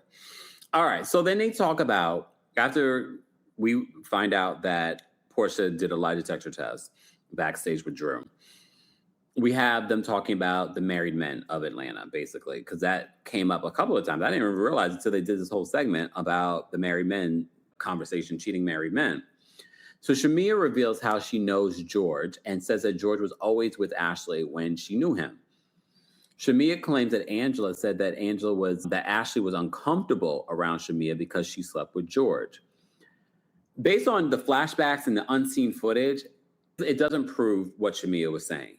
But like I said at the top of this, I'm so over the Angela and Shamia battle because I don't think their issues really are that deep. And honestly, I'm putting this more on Angela than Shamia. Because even during this part of the reunion where they're going back and forth and talking about how it all began, and Angela says it began because Shamia called me messy, and that's why she was coming for her ever since. And I feel like Angela, no. It's giving very much like what we've been saying. We don't get why you're so pressed and why you're constantly coming for Shamia. It doesn't make sense. It doesn't make sense at all. Okay? Angela says that she never said that, but she did ask, are you effing George? Kelli says that she had, because now it turns into, because Kelli was chiming in all throughout the reunion. So Kelli says that she's had a husband for 11 years and she never had to get pregnant to have one. She's like, play with somebody else, not me, ho. What? Angela says her husband puts her in the rooms, but not in courtrooms. I'm like, okay. First of all, when Kelli said that she had a husband for 11 years, sidebar, because when they talk about the pastors of it all, and she said that Pastor Jamal Bryant did her vow renewal, you were married to that man for 11 years. You did a vow renewal at the 10-year mark? I don't know. That stood out to me. I was like, at the 10-year mark, you did a vow renewal. You know, they do say that vow renewals sometimes ruins the relationship. But I just found it to be interesting. Then in the 11th year, you're like, I'm divorced. I'm getting a divorce. But okay. All right. Things happen. I'm just saying. I just found it stood out to me. So Kelli says, I had a husband for 11 years and I didn't have to get pregnant to have one. And then I said to myself, is she talking about Gollum 2.0? Why is she acting like that man's some sort of prize? I was like, okay, Kelli, that man's no prize. Okay. You may have had a husband for 11 years, but your man ain't a prize. Just saying. But okay. So Angela's like, my husband puts me in the rooms. All right. Puts me in the rooms, but not the courtrooms like yours. All right. Kelli says at least her husband remembers marrying her. Here's the thing, too. I'm mad at Charles because he gave these women fodder to come at Angela with. And he did that not necessarily on the show, but he would do it in interviews. And that's who Angela should be more annoyed with, is the fact that he gave them fodder to run with. All right? Angela reveals that she had tried a friendship with Shamia because they both were married, they both were tourists. Shamia says that she doesn't understand Angela coming for her for one messy comment from the unseen footage that I just discussed. All right. Pinky asked Angela whether she really forgave Portia because she made a lot of shady comments in her confessionals. So Angela addresses that. She's like, I felt like everyone was coming for me. And she was like, you know what? I'm going to definitely be shady in my confessionals. This is where the alliances come in, because I did feel like during the reunion that Portia would address some of the comments that Angela made, because Portia is sensitive. So I could definitely see Portia being upset with Angela, but I feel because of alliances, they're not going to show it during this reunion. But I thought at least during the reunion that Portia would address some of the comments that Angela made. Although funny and shady, I just also felt like Portia would not like that. And I really did think, and I've mentioned during our recaps, I thought that Portia would actually address it at the reunion. I didn't like those comments that you made about me. And then maybe there would be some accountability and apologies. But Angela was like, no, I said what I said, and I'm going to keep saying it. But Angela owns what she says in the confessionals, and she said Portia hasn't brought up Charles since. Shamia asked Angela, is she trying to get her kicked out of the Hawks? This is her question, because remember, they're playing this, the housewives are asking each other fan questions. So Shamia asked Angela, is she trying to get her kicked out of the Hawks arena like Charles was kicked out of MSG, Madison Square Garden? So Angela asked, is the investigation that they have against you about what I said or something you did?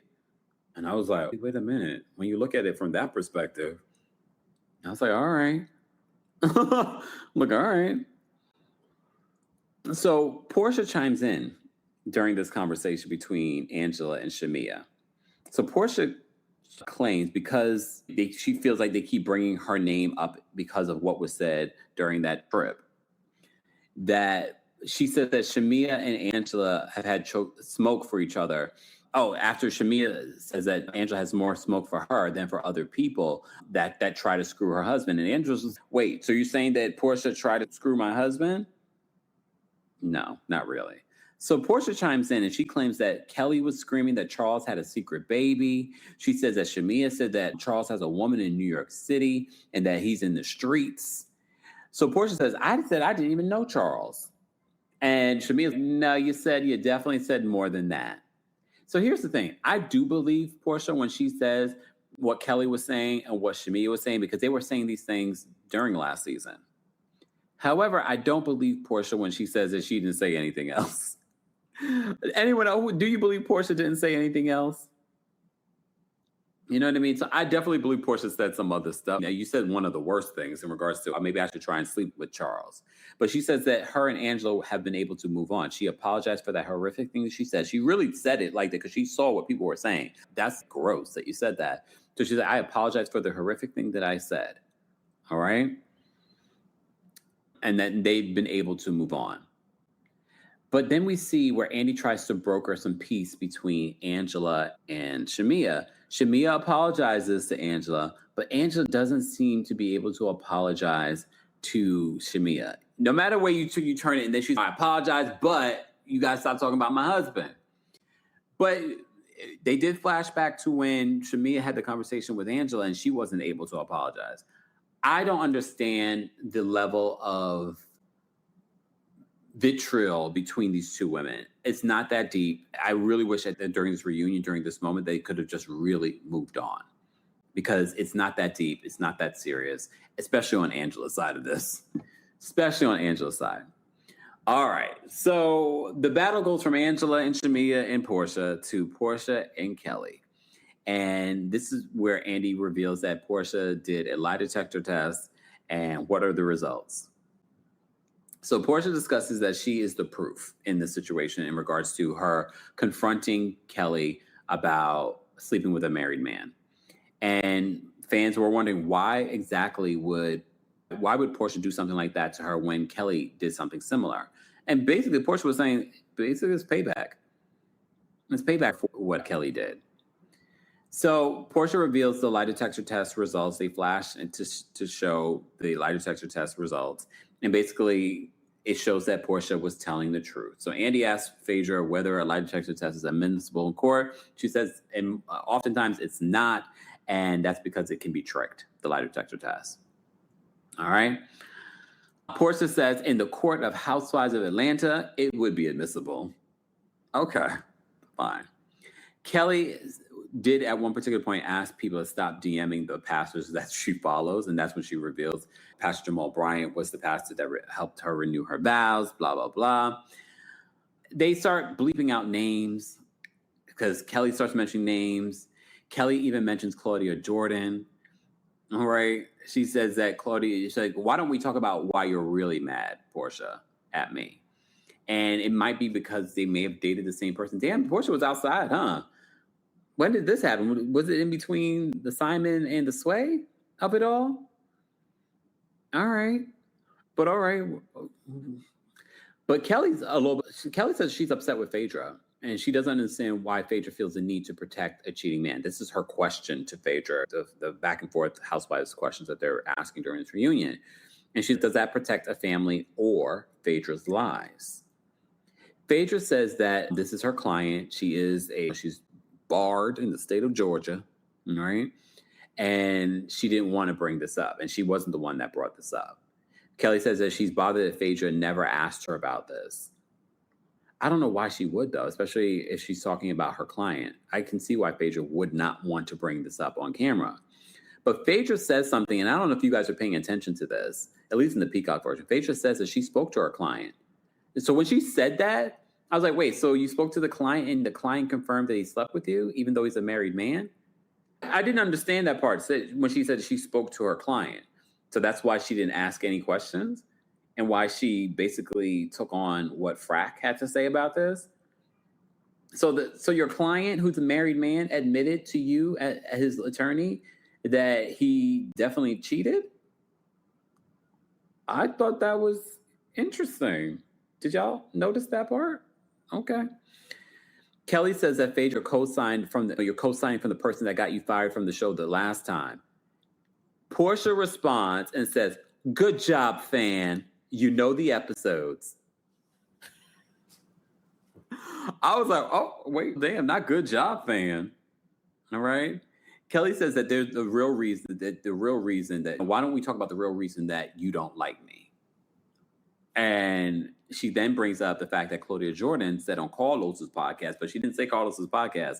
She says that actually names the guy that they both dated. So she's naming all these names. They're bleeping it out, but she has not mentioned the pastor's name. And Portia's just, let her keep talking. Maybe we'll get to the actual name. So I'm starting to believe, Portia, y'all, that there is this pastor out there. Okay? Portia then tells Shamia, because Shamia tries to chime in, she tells Shamia to stay out of it before they discuss who Shamia was with that BET weekend. I said, excuse me? Wait, ma'am, who was Shamia with? And then I remembered that Gerald was with Shamia this BET weekend.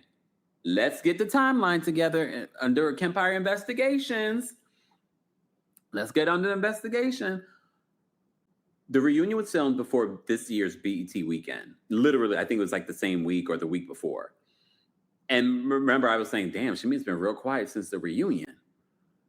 And then we saw pictures of Gerald with her during BET weekend. And we were like, not Gerald's outside. Gerald's with her at BET weekend. Portia says this at the reunion before BET weekend. So I'm wondering if that's why she brought Gerald to BET weekend. Because she knew that this was said at the reunion. Oh, and someone said, wait, Carla says, and didn't shut it down. I know they're talking about last year's reunion, but I'm pointing something out to you guys. She's saying, let's not talk about who you were with BET weekend of 2025. And then I found it interesting that Gerald was at this weekend, this year's BET weekend. And I was like, wait a minute. Wait, I felt like it was damage control because he wasn't there the last weekend. And then this is going to come out. T says, I see it, Kempire.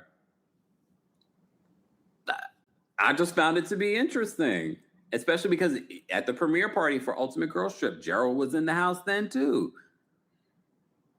What? Sacha says Shamia would by herself at BET of 2025. Yes. She goes a lot of times to these events without Gerald. And look, there's nothing to that. I don't think there's anything wrong with that.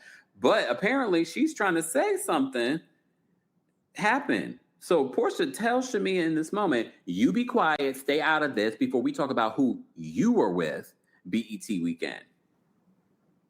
And as you guys said, I didn't see Shamia say much of anything after that. Look, okay. Okay, look. Tassin says, we're picking up what you're putting down. Definitely damage control on Shamia's part. Because remember, this year's BET weekend with Gerald that she went with, literally they filmed this reunion before this BET weekend. So the reunion was filmed right before, literally the week before. All right. Margaret says Shamia went very quiet for real. How would you guys grade how Shamia is doing this reunion? If anything, in part 2, it just confirmed for me that Shamia, the reason why we didn't hear from Shamia after the reunion, I'm seeing why. That she didn't have a great reunion. She's definitely standing up for herself. She's definitely trying, but she's not doing well at this reunion. She's not explaining herself well. I don't think it's landing well. The only thing that probably landed well for me would be the Angela of it all. But, damn. Someone said, wait, Miss Fancy. Hey, Miss Fancy Pants. I met Miss Fancy Pants at the Pop Roast Live here in New York City. Shout out to Miss Fancy Pants. All right. I met Miss Fancy Pants in person. She's cute. I want to bring some eligible single men to my live shows. Okay? Because we got a cute audience. We got to find you a man. You probably have a man. Let me not assume. Miss Fancy Pants. Let me not assume. Wait, are you single, Miss Fancy Pants? We might have to find you a man. Okay? We might have to find you a man. How would you guys rate part 2 of the Real Housewives of Atlanta season 17 reunion? Oh, Aaliyah says, why did Shamia even apologize to Angela? I think she was apologizing for last year and the things that she said. Okay. Oh, Miss Fancy Pants says she's single, y'all. To the eligible men that watch that are heterosexual. We do have some heterosexual men that watch. Most of them are married, but this is not the Portia platform. Okay, sorry, Portia. Damn. A nonchalantly fabulous, love it. Says, I'm sorry, how the hell would Portia know who Shamia was with when they weren't even friends or speaking at all? That doesn't mean she doesn't know people. Remember, it's BET weekend. All the peoples are there. You saw Shamia's response, the no response. I was like, wait. Because if someone says that to you, wouldn't you be like, who was I with BET weekend? And do you think that I would be pulling out Gerald when he normally doesn't even go to these functions? It's giving guilty. I'm not saying that anything really happened because I wasn't there, but it's giving a little guilty. Okay, Lene Review says, I'm so late. It's okay, Lene. We didn't even get to the callers yet. We haven't even gotten to the callers yet. Guys, keep liking today's video. We're almost literally 2 hours in to our recap of the Real Housewives of Atlanta. If you had to rate it, I saw a lot of you giving it a 7. I'd have to say part 2 is definitely better than part 1. Part 3, I'm assuming will be all about, because I'm sure there's going to be more Cynthia because they're going to talk about those dirty rooms, allegedly, those dirty rooms. Look at the clouds behind me, y'all. That's beautiful. Look. Beautiful. Okay, that's a nice little background. Maybe I don't need to be in the studio. Maybe I don't be. No, I'm looking like Andy right now with my legs akimbo. Y'all see my glasses? You want to know more about my glasses? I talked about it on my TikTok, but I also talked about it during my little Mexico birthdays trip. I know I have not done a mailing list in a couple of weeks, but y'all know I was moving, so that explains it. So join our mailing list, thekempire.com/join. Head on over there, join our mailing list, because when I'm dropping something or there's announcements, that's where it's going first. So mods, if we can post a link to the mailing list, thekempire.com/join. Join the mailing list, y'all. Y'all missing out. As a matter of fact, I might drop a little something there for you guys later today. We shall see. We shall see. All right. Yes, these are green. Look, these are green. Okay. Made in Mexico. Okay. Made in Mexico. Mexico City. Oh, Cece says, I love that throw behind you. Cece, did you miss our ad for Lola blankets? 40% off right now. Go check out the description. Lola blankets available right now. All right. Speaking of paying bills, so before we get into the callers, I did drop the call link for all members on the post tab on YouTube. Live chat. Mods, can you just let me know how many likes we have? And once we get to a certain amount of likes, we have over 2,000 people watching on multiple platforms. Once we get to over 2,000 likes, I will drop the call-in link for the general audience as well. I am going to set a timer, okay? But before we do that, today's sponsor is our friends over at MyFitnessPal. Once these play, hold on, y'all. I don't know what's the delay. Please hold. I want to be honest about something because I think a lot of you will relate. The hardest part of tracking your food isn't the discipline. It's the tedium. It's the fact that every single day you're logging the same stuff over and over. And eventually you're like, I don't have the energy for this today. I've been moving all week. You know this is true for me. And that's the day you fall off. That's always the day it starts to unravel for me. Not because I stopped caring, but because logging my 4th identical breakfast, I'm a Taurus, you already know I'm eating the same thing over and over again. Eating the identical breakfast that week felt like a part-time job. And if you've ever tried to track your food and quietly given up around day 5, you know exactly what I'm talking about. So here's what I finally admitted to myself. I eat the same things constantly. I'm a creature of habit. Same breakfast most mornings. When I cook, I make a big batch and I'm eating it for days. You've seen it. I've gone live cooking. My diet isn't some elaborate rotating menu. And it's 6 things I love on repeat. And once I accepted that, I realized I'd been making tracking way harder than it needed to be. I was logging the same meal from scratch every day, like it was a brand new information. And then I actually started using a feature on MyFitnessPal Premium called multi-day logging. And it changed everything for me because here's what it does.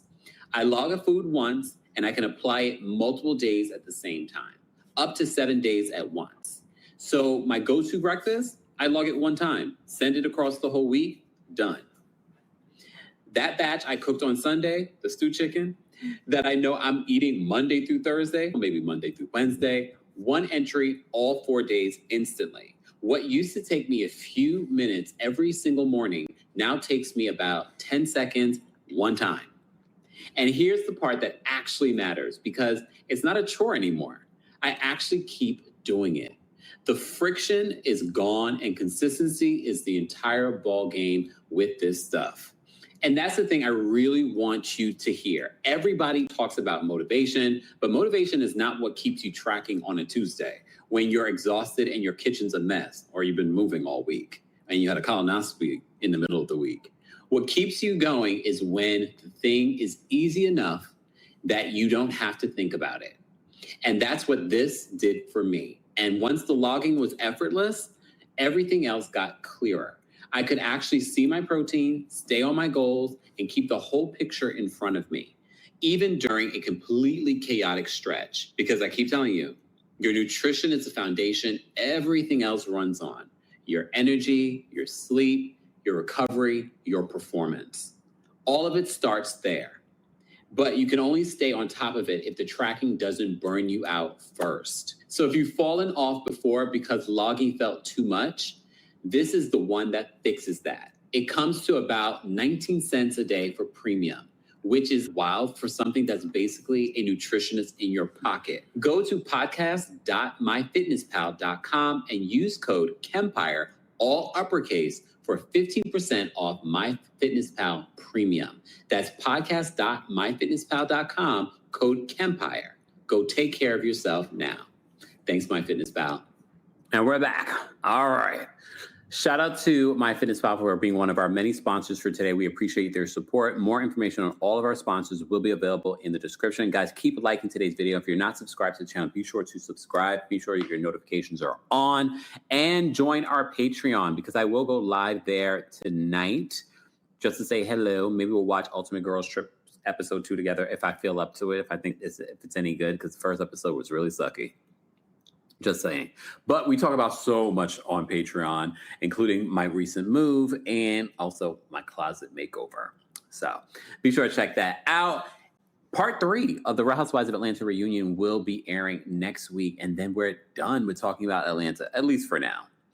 We're done talking about Atlanta. And word on the street is that filming is supposed to start back up in the fall, September. And it looks like everyone will be coming back, and maybe some additional faces. I know Cynthia talked about on her podcast that they were already starting to do casting, and she said that they do this every season, that they always do some casting. If there were some changes to this season, what would you change in regards to the cast? There wouldn't be a lot of people that I would necessarily reconsider. We already know Andy likes to give a first-time housewife at least 2 seasons, so I'm not going to even look at the newbies. I would have to look at Kelli. One thing I'm going to give Kelli credit is that she's able to take her licks and keep on kicking. But if it was between Kelli and Shamia, I would have to really look at what does each bring? Because although Shamia is not great television, Kelli doesn't have a home. I'm being somewhat facetious, but at the same time, I'm like, does she? I don't know. But I'm leaning more towards, I think Kelli is at least able to take it when it comes to it. But Lexi says, Kelli is an embarrassment. Butterfly Soul says, and very annoying. The Girls Club says, Shamia and Kelli gotta go. And if they're able to find 2 additional newbies, that would be fantastic. Then, yeah. But I definitely think Kelli, and at least I know Shamia is definitely at least alluding that she's coming back next season. And I'm like, okay. I guess fame over everything, including your family and your mental health. Couldn't be me. Could not be me. All right. With all that being said, I want to get to our callers. Keep in mind, the opinions of the callers do not represent the opinions of myself, the KEMPIRE LLC, or our sponsors. Everything that they say is of their own opinion and alleged. And they're calling in of their own free will. No one's forcing them to call in. All right, they click that link. Okay. And they all agree to respect the timer. Okay. Please respect the timer. All right. And if you were talking about EDM songs, go listen to my song, Fat Fat Divination Club Mix on Spotify right now. Look.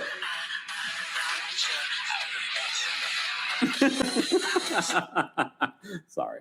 Shameless plug. Let me open my timer. Thanks for the reminder, Foxy. Let me open up my timer to remind you guys to respect the timer. Okay, Ms. Parker said. And I never talk about my music. I have a few songs on there. I got Climax. I got Will You. They all sound very different. All right. I need to go back. I need to go to Puerto Rico, go into the studio, and drop some beats because I feel like that's going to be a hit. I already know. I feel like that's going to be a hit. And I'm going to do it for the lesbians. And maybe I can get, what's her name? That lesbian that's a rapper. I know you're probably thinking, which one? Kempire? the recent one. What's her name? She's from New York too. Y'all remember her name? She had that hit. Ooh, that song. She had that hit. I want her to be featured on it. Okay. Hey, Jasmine. Jasmine, would you work with Dennis Camp? Dennis did a good job. Dennis did a good job with Drew. You got to give him his credit. All right. Ooh, Young M.A. Okay. I will get Young A on my Dema Scissor. I know some reggae singers too. It's gonna be the new ladies' night, unintended. It's gonna be the new ladies' night of the summer. Hey, Taylor Shay, yes, Young M.A. We're gonna get Young M.A. on it. Do we have any lesbian Jamaican reggae singers? Do we? Do we have any, or even just a lesbian reggae singer? It doesn't have to be Jamaican. Do y'all know of any? We're gonna get into the studio and drop some beats. Come on, okay? Who's Jada Kingdom? Superstar 7. Lauryn Hill, I might not be able to afford Lauryn Hill, but she's not a lesbian. What are you talking about right now? Oh, it's Diana King. Diana King? Where's she been? Oh, Coffee would be fantastic. All right, Tees. We gonna get him. Wait, I gotta make the song first because they're not gonna want to do it until they hear the song and they see that it's popping. All right. Okay. Oh, she's a Jamaican rapper. I'm gonna listen to her stuff. And I'm gonna reach out. You think she's gonna leave me on red? All right, let's get to our callers. We have our members that are waiting backstage. Live chat. Mods, where are we at with the likes? We are at 700 and something likes. Let me refresh before we get to our callers. We're at 700. We're almost at 800 likes. Let's get to 900 likes, and I'll drop the call link for the general audience. Let's get to 900 likes. All right. All right, Kimmy, you got a bunch of Kimmys backstage. Hold on. Let me get rid of the other ones because I'm assuming that the last one is the one that works. Kimmy, are you there? Kimmy, you're muted. Kimmy, you're muted. Oh, maybe you can't hear me, Kimmy. I got to remove you. Unless that's the wrong Kimmy I kicked out. Sorry, Kimmy, call back in. Call back in, Kimmy. All right, let me bring up Kathy next. Hold on, Kathy. Kathy, are you there? I'm here. I can't believe I'm second. Hi, Kempire. So to answer your question that you just, I will let Drew go. Oh my God. Kelli and Shamia, surprise, keep Portia too, but get rid of Drew. I don't like Angela no more. I liked the last season, but this season, especially the reunion, she just kept on chiming in like the doorbell. I'm a nurse and I work in the cardiac unit. Sometimes like a defect and just keep on ringing. That's what she reminded me of. Sorry. I was just like, shut up. So it was just like a lot of noise and all of the chiming. And I'm like, Angela, what did you bring to the show? The only thing that she brings is Charles. I actually love Charles more than I like Angela. So I would say keep Angela because Charles he's just real. He's going to say what he's going to say. Maybe he shouldn't say it, but I like it. I don't know. I just like real people, even if it's something I don't agree with. I just that you're not trying to make up something, which I felt was the reason why there was so much noise. there was no real true issue between these ladies. They was just making a little thing into something more. So now when you have to discuss it, you can't discuss it because it really was no real issue. Yeah. The only good thing I felt in the reunion was, and the only real conversation that was mature was Phaedra and Pinky. I think that was a real conversation. I do feel like with Pinky, which I don't think Phaedra's going to get, that I do feel like Pinky feels something, but you got to think she's from the islands. Her parents are Jamaican, Caribbean. We don't really show our emotions to the world. That's true. Inside, probably we will, but to the world, we're going to show strength. But it doesn't mean that she doesn't feel. That doesn't good for a reality TV show. It doesn't. She showed multiple layers, but she's gonna have to show some vulnerability.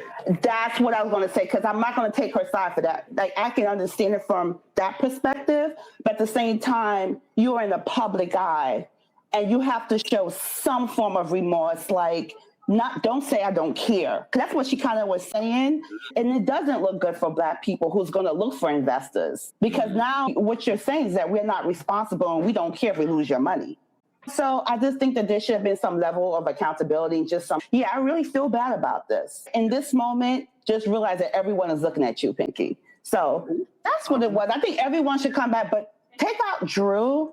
Okay, I gotta let you go. All right, bye. Bye. Bye. I know you guys probably can't hear the timer, but I don't know if I can make it any louder than it already is. Dalen's backstage. Going to bring Dalen up next. Dalen, what did you want to share? Hi, Kempire. How are you? I'm well. How are you? I'm doing well. I will say I enjoyed this episode of the reunion. It was so funny to me. But I honestly feel like Pinky went too light on Kelli, because Kelli said way more other stuff about Pinky in the beginning of the season, like calling her a mean girl and all that stuff, but you love her now and all this. But I feel like although Kelli is annoying, she will get in the paint if she needs to. I give her 10s for that, because she will get down and dirty when she needs to. She's not scared. With Angela, she's kind of ticking down for me, because she reminds me of a more likable Giselle, because she just saying things, but she's more likable. But I feel like that's what saves her, but the lying just has to stop. And I just feel like Shamia and Portia just stop talking, because Shamia wants to be a victim, but then she says she's a villain, and then she has victim traits. And Portia, you just saying what comes to your mind. You just made that up, Candyman, literally. But other than that, I enjoyed this episode. And Pinky is such a Sagittarius. That's my Sagittarius, sis. Because if we feel like you tried to hurt us, we're going to like be shady as much as we can. I don't know. But I felt Pinky's frustration with Phaedra in that moment, though. But that's all I have for today. Okay. Thanks, Dalen. Thank you. All right. Let's try Kimmy again. Hold on, Kimmy. Kimmy, are you there? Oh, hey, can you hear me? I'm not sure if I'm coming through. Can you hear me? Hopefully that's a yes. Okay. All I wanted to say is I appreciate it, and I agree with almost all of your commentary, and I appreciate you being here even when you're moving and all that stuff. Okay. I think I'm kind of give Pinky a lot of grace right now. The woman's pregnant. She's swollen, and she's trying to work and keep things together. And I honestly think that she's also being authentic and genuine. Like it or love it, at least she's giving something. And people got a lot to say, like Phaedra and other folks who are being disingenuine. And by the way, from what I understand, I don't know it all, but Phaedra's a scammer. From what I understand, too, in the past, she's trying to be all Miss Poise and this and this, and she go from being Miss I'm so sexually this way, ooh, and then I'm Miss Prim and Prom Southern Lady. She full of crap, whatever. I think she's funny, though. I ain't against it, but I'm just like, please, I have a long memory. I'm 50 years old. I've been watching this show since it came out. And so I remember where she came from and who she married, Mr. Air Mattress on the floor, and she got so much to say. She know about scamming. Ain't he been to jail twice? And she got to talk to somebody about somebody's husband? Please. I guess I really shouldn't care. It's a TV show, but I guess I got time today for this mess. And I don't know. I also think that same thing with other folks who coming at her. None of them have and done what she's done. At least she's giving back. She's doing fundraisers. What are y'all doing besides talking about each other and trying to help people? And I do think that Black people, Number one, people who gave her money, talking about $25 million investments and stuff. These people know how to write stuff off. What are you talking about? That's a good tax break for them. Quit acting like she's outside panhandling and taking my measly $500 that I can't afford to give nobody. Please, then I'd be upset. We're talking people with multi-million dollars. Please get a clue. We are not dumb. Maybe they're dumb, but I'm not, and you're not. So I appreciate your commentary, and I'm probably over, so I'm going to shut up. But y'all, please. And I understand people with real money ain't on this TV show, unless they're Paris Hilton and whoever. After Hilton, they're really bored. We can't get folks with real money, but they need to shut up. Thank you. Bye-bye. Thanks, Kimmy. Damn, Kimmy had a lot to say. Wow. But look, all right. Oh, guys, if you haven't already, be sure to keep liking today's video. Have we reached our goal of 900 yet? Let me look. Let's see. We're almost there. I will drop the call link for the general audience once we get to 900 likes. We have over 1,800 of you guys watching now. Over 800, 1,800 on YouTube. I'm not even talking about those of you watching on Twitch, those of you watching on Facebook, those of you watching on X. Shout out to all of you for being here. And if you're part of the replay crew, be sure to let us know your thoughts and opinions as well. Let me say thank you to Carla. Carla, thank you for the super chat. Carla says the way Portia held up her hand and dismissed Shamia was wild. She definitely ran that friendship. I agree. I already told you. I still believe that Shamia was probably a better friend to Portia than Portia was a friend to Shamia. But I also think that Shamia desperately wanted to be on this show by any means necessary. Thank you so much, April. Let me shimmy for the $20. Shimmy. April, thank you for the super chat. April says, and for being a member, April says, when Portia says to hell, when Andy asks where they could go from here between her and Kelly, if I was Kelly, I would have said yes with kerosene boots and gasoline drawers on, but Kelly let me down with not responding. You're not going to get the responses that we would get from yesteryear when it comes to Real Housewives of Atlanta OGs. These women are not, the only person that comes close to that would be a Phaedra, maybe a Portia, and Angela. The rest of these women don't deliver like that. They don't, all right? Miss Karen says that Kelly said that something like she likes the heat. Yeah, I have to give Kelly, again, credit that she still takes her licks and keeps on kicking, but I wouldn't say that she's the best reader at all. All right. Let me get to some more callers. All right. We got a couple of people backstage, and then I'll drop the call link for the general audience. Our members, Tish is backstage. Tish, what did you want to share about Real Housewives of Atlanta's Part 2 reunion? Hello. Hey, what's going on? How you doing? I'm loving the views. This place is nice. I haven't even been there yet. Okay, yet. I don't know. I just feel like Kelly is so full of ish. No, I know. I edited myself there, but I can't take it. I can't screaming. I think she and Shamia needs two different things to move forward in this group, and I think she keeps speaking on behalf of Shamia, and Shamia is not going to get along with the other women as long as Kelly keeps chiming in, because two different processes need to happen. And when Kelly said, oh, as long as the people on the stuff with the people on the other side of the couch, I think that is not helping Shamia at all. Yeah, that's all I have to say. I think right message, wrong messenger. And that's about it. I can't, nothing else really grabbed my attention besides when Annie said, calling who a Jezebel? That's it. And his facial expressions what took me out, because he was like he was loving it, but at the same time, he was like, what happened? Yeah, that's all for me. Thanks, Tish. Take care. All right, just in time. Turn that off. Can you guys hear the timer? Y'all hear me munching? Y'all hear the timer? Do y'all hear the timer? All right. Let me say thank you for being a member. Jamaki's been a member for 38 months.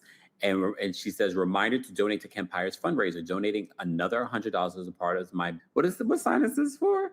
What sign is that? Is that Leo birthday? Happy birthday, Jamaki. And I appreciate that, because some of you have donated multiple times. And thank you for reminding the folks that we are still doing our fundraiser until we reach $10,000 for the LGBT Center here in New York City. So far, we're almost at halfway of our goal. So that's $5,000. Last year, we raised $6,000 in a matter of 2 weeks. And I get it. Everyone's situation is different, but you can also share our videos and ask your family and friends to donate a couple of dollars. We have thousands of people that watch the channel on a daily basis. Yes, we have thousands of people that watch the channel on a daily basis. Everyone, if they all donated $1, we could definitely reach our goal. All right. So let's not take too long to get to our goal. But thank you so much, Jamaki. 100% of your donation goes to the organization. 100% of your donation. Okay. All right, girls, because we heard it. And I'm done with this is why I don't eat. And then when I'm cranky, you got sincerely mad that I'm cranky and bitter. It's because I don't eat when I go live. All right. Patricia said the timer is funny. But that's the timer on the iPhone. That's not the timer I normally have. All right. Atish says the economy is killing us this year. I know. Look, I know. But you know what they say. When you give more, you get more. Let me guilting y'all. Let me guilt you some more. Don't forget the 5th annual Women's Hygiene Drive, helping the unhoused women in the DMV area. Danielle is spearheading this yet again this year. Scan the QR code or head on over to the description if you're watching or listening to this on the podcast. You can find the link there. Donate what you can in regards to helping us fulfill the Amazon wish list. I did mine over the weekend. I'll probably do more in the coming days, but you still have some time to go and help fulfill the Amazon wish list. All right? All right. Let's get to some more callers. Have we reached our goal, mods, in regards to 900 likes on YouTube? Because then I will... Well, who's giving cult leader? How am I giving cult leader? I've had people that have looked at my birth chart saying that I could lead a cult. Jamaki's birthday is on the 22nd, so in 5 days. And technically, right now, it's 234. Just saying, I love the numerology of it all. Jamaki, happy early birthday. Hope you have a fantastic birthday. So that makes you a Leo, right? Because Leo season, when does Leo season end? Are you still a Leo Virgo cusp? Maybe a little bit. Okay. Let's see. All right. Kate Perspective is backstage. We're going to bring up next. Shout out to all of our members. We appreciate them being here. Kate Perspective, what did you want to share? Hey, Kempire, can you hear me? Yes. Can you hear me? Yes, perfect. So I want to give this disclaimer before I give my comment, because anytime I say or anybody says anything about Shamia, people say she's not innocent. So Shamia is not innocent, okay? But I will say this. She got the nickname Lapdog because of how she would ride so hard for Portia when Portia wasn't being a good friend to her, right? But it seemed like Portia is relieved that she doesn't have to pretend anymore. I don't know if anybody else has noticed that. It's like the way she been going online, like jumping in when Shamia made her tweet and then Portia jumped in and saying you lying on Andy, and then the way she is at the reunion jumping in. I'm like, it seems like she is relieved that she can say and do this to Shamia now. You know what I'm saying? And I actually just decided if this cast stay the same way, I don't think I'm gonna watch again, because I don't like when it's all about one person. So it just seems like it's just revolving around Portia. And I actually liked Portia. Portia was one of the girls that I like. And I feel like this about any of the housewives, even my favorite. I feel like I don't enjoy it when it seems like one person gets away with everything, or it's just all about that one person. So I don't know. If it stay like this, I don't know. I think Shamia should leave. I like her. I enjoy watching her channel on YouTube with her family. But I hope she reconsiders coming back next season. Just go be with your family. All right. Oh, perfect timing. Look at that. All right. Thanks so much, Kate, for calling in. All right. Take care. Bye. I do want to talk about Miss Brown Sugar says, random aside, Kempire, I'm loving these big windows and natural light in the background. Quite the pick-me-up for me as a viewer. Hopefully you too. I love that, Miss Brown Sugar. It is. Technically, I really should have a light on in front of me so that you guys, so it's proper lighting. This is not proper lighting. Luckily, I have my shades on, because if I didn't, it would give darkness under my eyes and things like that. But since I got the shades on in the background, perfect. Okay, with the sky. Come on now, sky. All right. All right. Thank you so much, Miss Brown Sugar, for being a member as well. Talk to Nian says my birthday was last Wednesday, Camp 41. Happy birthday. Shout out to all the Leos. You know, I have a Leo moon, so I claim my Leo side. All right. When you need to send the perfect rose bouquet, only one brand can say they've been the floral authority for 50 years. 1-800-Flowers. Why should you trust 1-800-Flowers? They hand-select every stem to ensure top quality. And with nationwide delivery, smiles and satisfaction are 100% guaranteed. And right now, when you order a dozen multicolored roses, we'll double it at no extra cost. Don't miss out on this limited time offer. Order today at 1-800-Flowers.com/podcast. That's 1-800-Flowers.com/podcast. All right, let's bring up Keith next. Keith, what did you want to share about Real Housewives of Atlanta? Hey, Kempire. Hey. So first, I just want to say, my thing is, Portia, I feel like just says the first thing that comes to her mind. And truth be told, I think Kelli needs to go on IG and post a little story requesting a pro bono lawyer so she can be able to send a cease and desist to Portia, just like how Kandi did it to her. Because it seems like Portia is only going to be honest when her back is up against the wall and she have a knife to her throat. Like, it's just unfortunate that she just... But I'm just being honest, like, it just seems like she is never going to be 100% honest unless she has no other choice, unless there's evidence right there in front of everyone's faces. So I don't believe anything she's saying. But also, I want to say the super chat that I sent about Pinky, I got a little bit of pushback, but I'm going to say what I want to say because it's how I feel. But my thing is this. I feel like the ladies don't genuinely care. They are just trying to be able to get information out of her. But no one, I feel like, is really coming from a genuine place other than Kelli, which is why Pinky was able to be vulnerable with Kelli and even Angela, because they actually was coming and asking her questions. It wasn't just a barrage of just questions and trying to interrogate her. But one last thing, Phaedra, I gotta say that shade you threw saying you were self-funded was cute, but don't make me call Angela Stanton. All right? Because in my opinion, I think Phaedra must be the biggest scammer on RHOA because I find it hard to believe that she didn't know how Apollo was making his money because last time I checked, you don't make $1 million selling workout DVDs. But that's about it. Thanks, Keith. Bye. Look, I had to put on my, not Angela Stanton. Wait, this looked like hair for a second from the olden days. Hold on, if it was white, okay. I love this. If you're wondering where this blanket is from, check out our sponsor today, Lola Blankets, 40% off. 40%, it is so soft. Sexy. All right, anyway, focus. Let's bring up Kayla next. Kayla, what did you want to share about Real Housewives of Atlanta? Kayla, you're muted. Kayla. Yeah, Kayla, where you been? Where are you at, Kayla? She probably can't hear me. Kayla, drop out and come back in. Well, she won't hear that either, Kempire. Ooh. Look, ooh.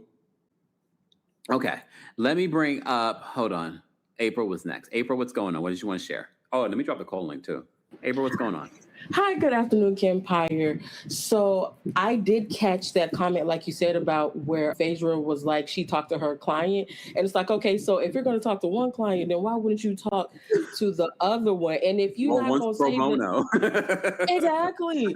Ooh, not to say you got to pay me the coinage, but before I can tell you the name. Yeah. And it's just, okay, if you know the name, then say it. Just like, instead of blurting it out, just say what the name is. And I feel like K. Michelle just switched sides once she saw that the tide was turned, which is why I'm like, okay, I get it to a certain degree. And I think with Angela, it's just, you really don't, what is the reason? Why are you going after Shamia this hard? And one more thing, if you said you and Portia made up, then why are you shading her in the confessionals? To me, that seems like you have not gotten over, because once it's dead, let it go. And I don't think she wants to go there with Portia all the way. That's why she's saying, oh, I'm going to say it right here because I'm a professional gangster or confessional gangster. So if it's good for the goose, then it's good for the gander, then the other ladies can do it. Have a good day, Kempire. You too. Take care, April. Wow. I think sometimes, though, when you have to keep in mind, when they're doing the confessionals, they're not watching the scenes that we're watching. They're being told by the producers, which I'm sure the producers will feed them stuff like, oh, you could do better than that, in regards to the comments that they're making. Because even if they want to be nice and sweet, the producers are producing a show. So they want them to be shady. They want them to lean into that. Do I take everything that Angela says in the confessionals as, oh, she hasn't forgiven Portia? No, I think she knows that people have these jokes about Portia online because Angela stays online. And so she leans into that. So I don't take it 100% like that. And I think that's what she was trying to say during part 2 of the reunion. And maybe she still doesn't see it for Portia. If you're going to tell me maybe I should F your husband, you already showed me who you are. Yeah, I can move on with you and we can be cool. But would I leave you around my husband? Probably not. Probably not. All right. Demi's backstage. I'm going to bring Demi up next. Demi, what's going on? What do you want to share? Howdy. Hey. Just wanted to, hey, and congratulations on your new move. I love seeing you prosper and progress. You have a real clear vision for yourself. That's much appreciated to see. Thank you, Demi.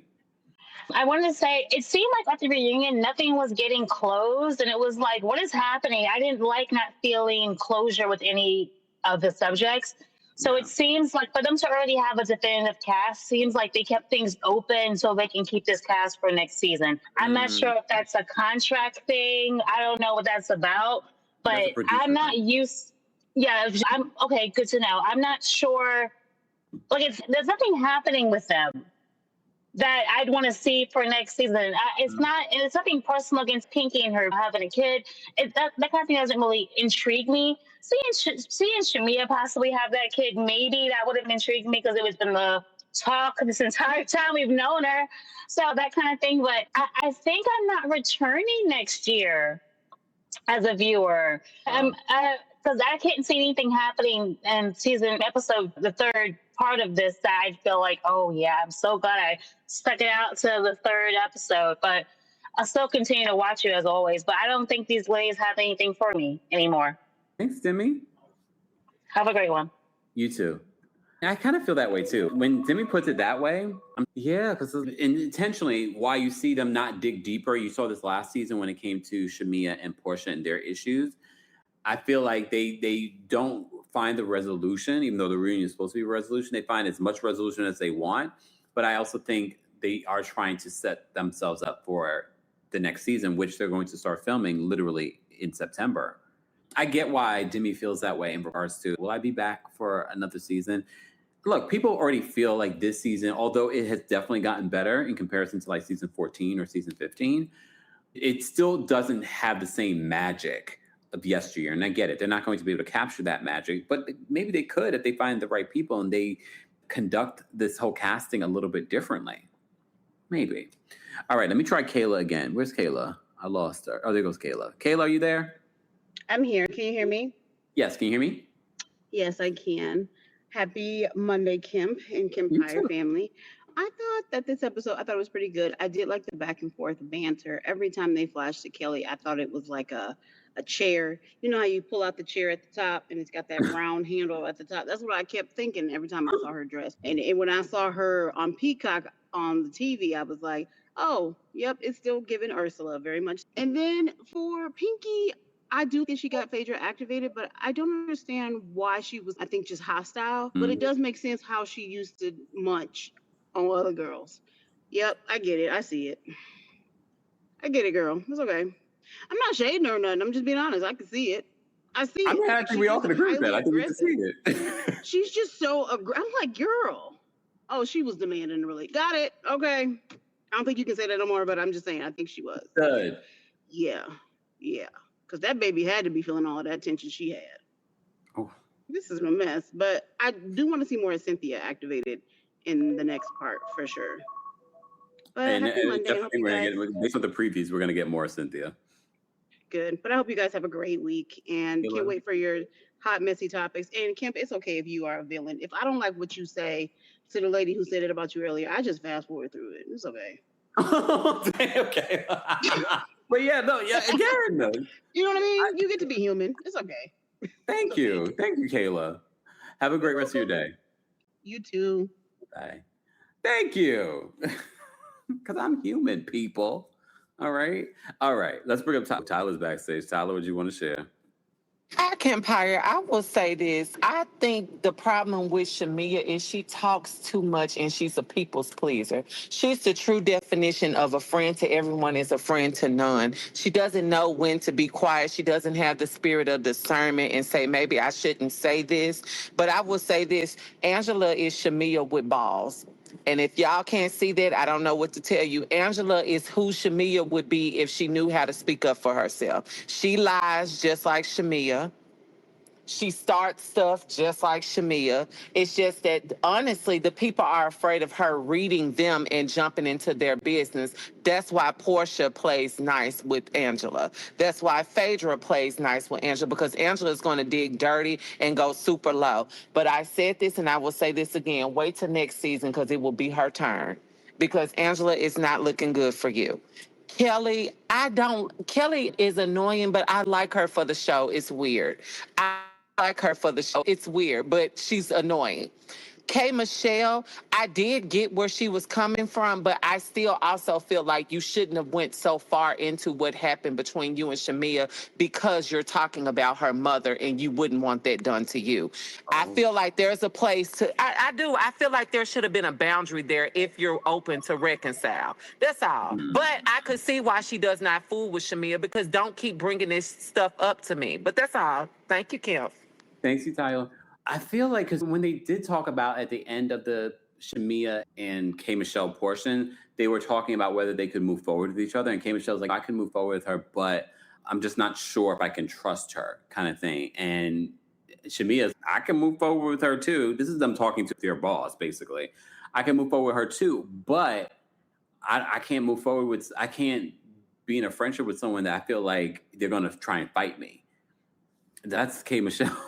I definitely don't think K. Michelle and Shamia will be the same. I think they will, if anything, they will play nice for the show, but I can see Shamia chilling with Rashida. I get what you were talking about, girl. And maybe that's how she felt regardless, because I'm sure she's heard all the stories from Rashida and Candy and all of them. Okay.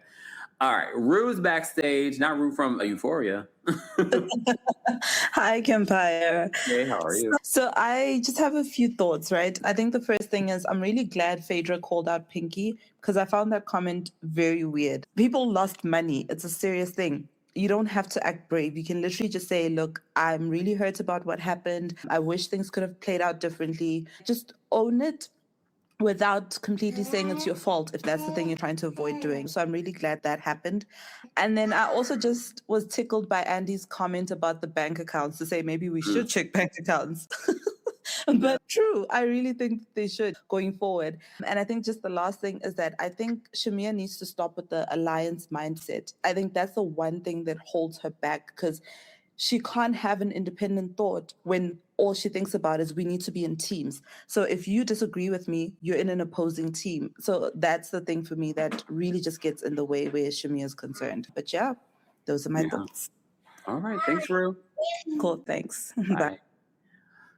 All right. Let me finish that off. There we go. All right.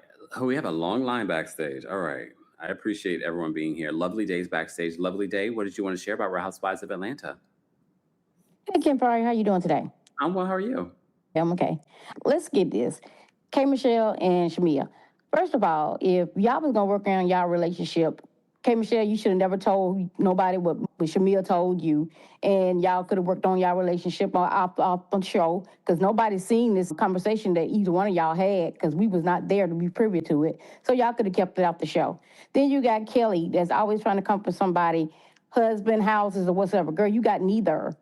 You got a pretend boyfriend that I think the producers put up there just to show that you had somebody. And then you looking like the Keebler elf. You're going to be living like the Keebler elf inside of a treehouse because you can't afford anything else. Then you got Angela and Shamia. Angela, just let it go. Just let it go. We don't care who Shamia been with. We don't care. We don't care. You got Pinky and Phaedra. People come in for Phaedra, but you got to realize with Angela Stanton wasn't a GM herself. She was around here committing fraud as well. So how you gonna come for me and not come for somebody else? And then another thing with Phaedra tried to give Apollo legitimate jobs. He wanted to go out there and do that. So don't blame Phaedra because her husband wanted to be a fool and still get caught, and she still lived her life. So leave Phaedra out of it, even though people call her a fraud or a con or whatsoever, but yet still she never been behind bars. Pinky, girl, you think... I'm sorry, thanks, Kempire. Thanks, Lovely Day. Woo, Lovely Day be reading them down. Okay, TJ's backstage. We're going to bring TJ up next. TJ, what did you want to share about the Real Housewives? Hey, Kempire. Hey, how are you? I'm good. Can you hear me? Yes, can you hear me? Yes. Hi, everybody. So, yeah, I think the reunion was probably like maybe a 6.5. I think like people really dismiss where Angela's coming from. I feel like Angela's the type of people who are like, if you start with me, I'm just going to go to hell. Whether I'm right or wrong, I'm just going to go to hell. And I can relate to that a little bit. I'm just going to give it to you as good as I get it kind of vibe. I am an Aquarius, so I kind of... I just feel like, I just feel Kelli should just keep quiet. it's not that her chiming in doesn't work. It's just that sometimes she just likes to get in when it doesn't land because nothing of hers is solid. Nothing of hers is sticking right now. Everything of hers is just up in the air. So every time she says something, it's, ma'am, keep quiet because you're showing your snatch on national television. So you really don't have anything to offer except fake teeth. But yeah, that's all. I had to show the snatch.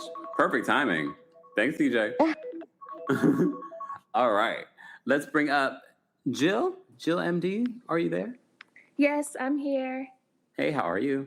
Hey, so this is not the views of Kempire, but I just have something that I want to say about the whole Pinky conversation, because I think the elephant in the room is that Pinky has a pattern, right? So I don't know if people remember this, but quite recently at Spelman College, she put a slutty vegan on the campus. And the students were complaining that the price was just too high.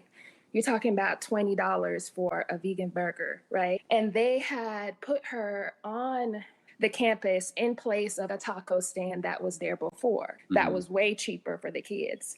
And they reached out and they said, is there something that we can do? Maybe not have the prices be what the regular prices are because this is a campus.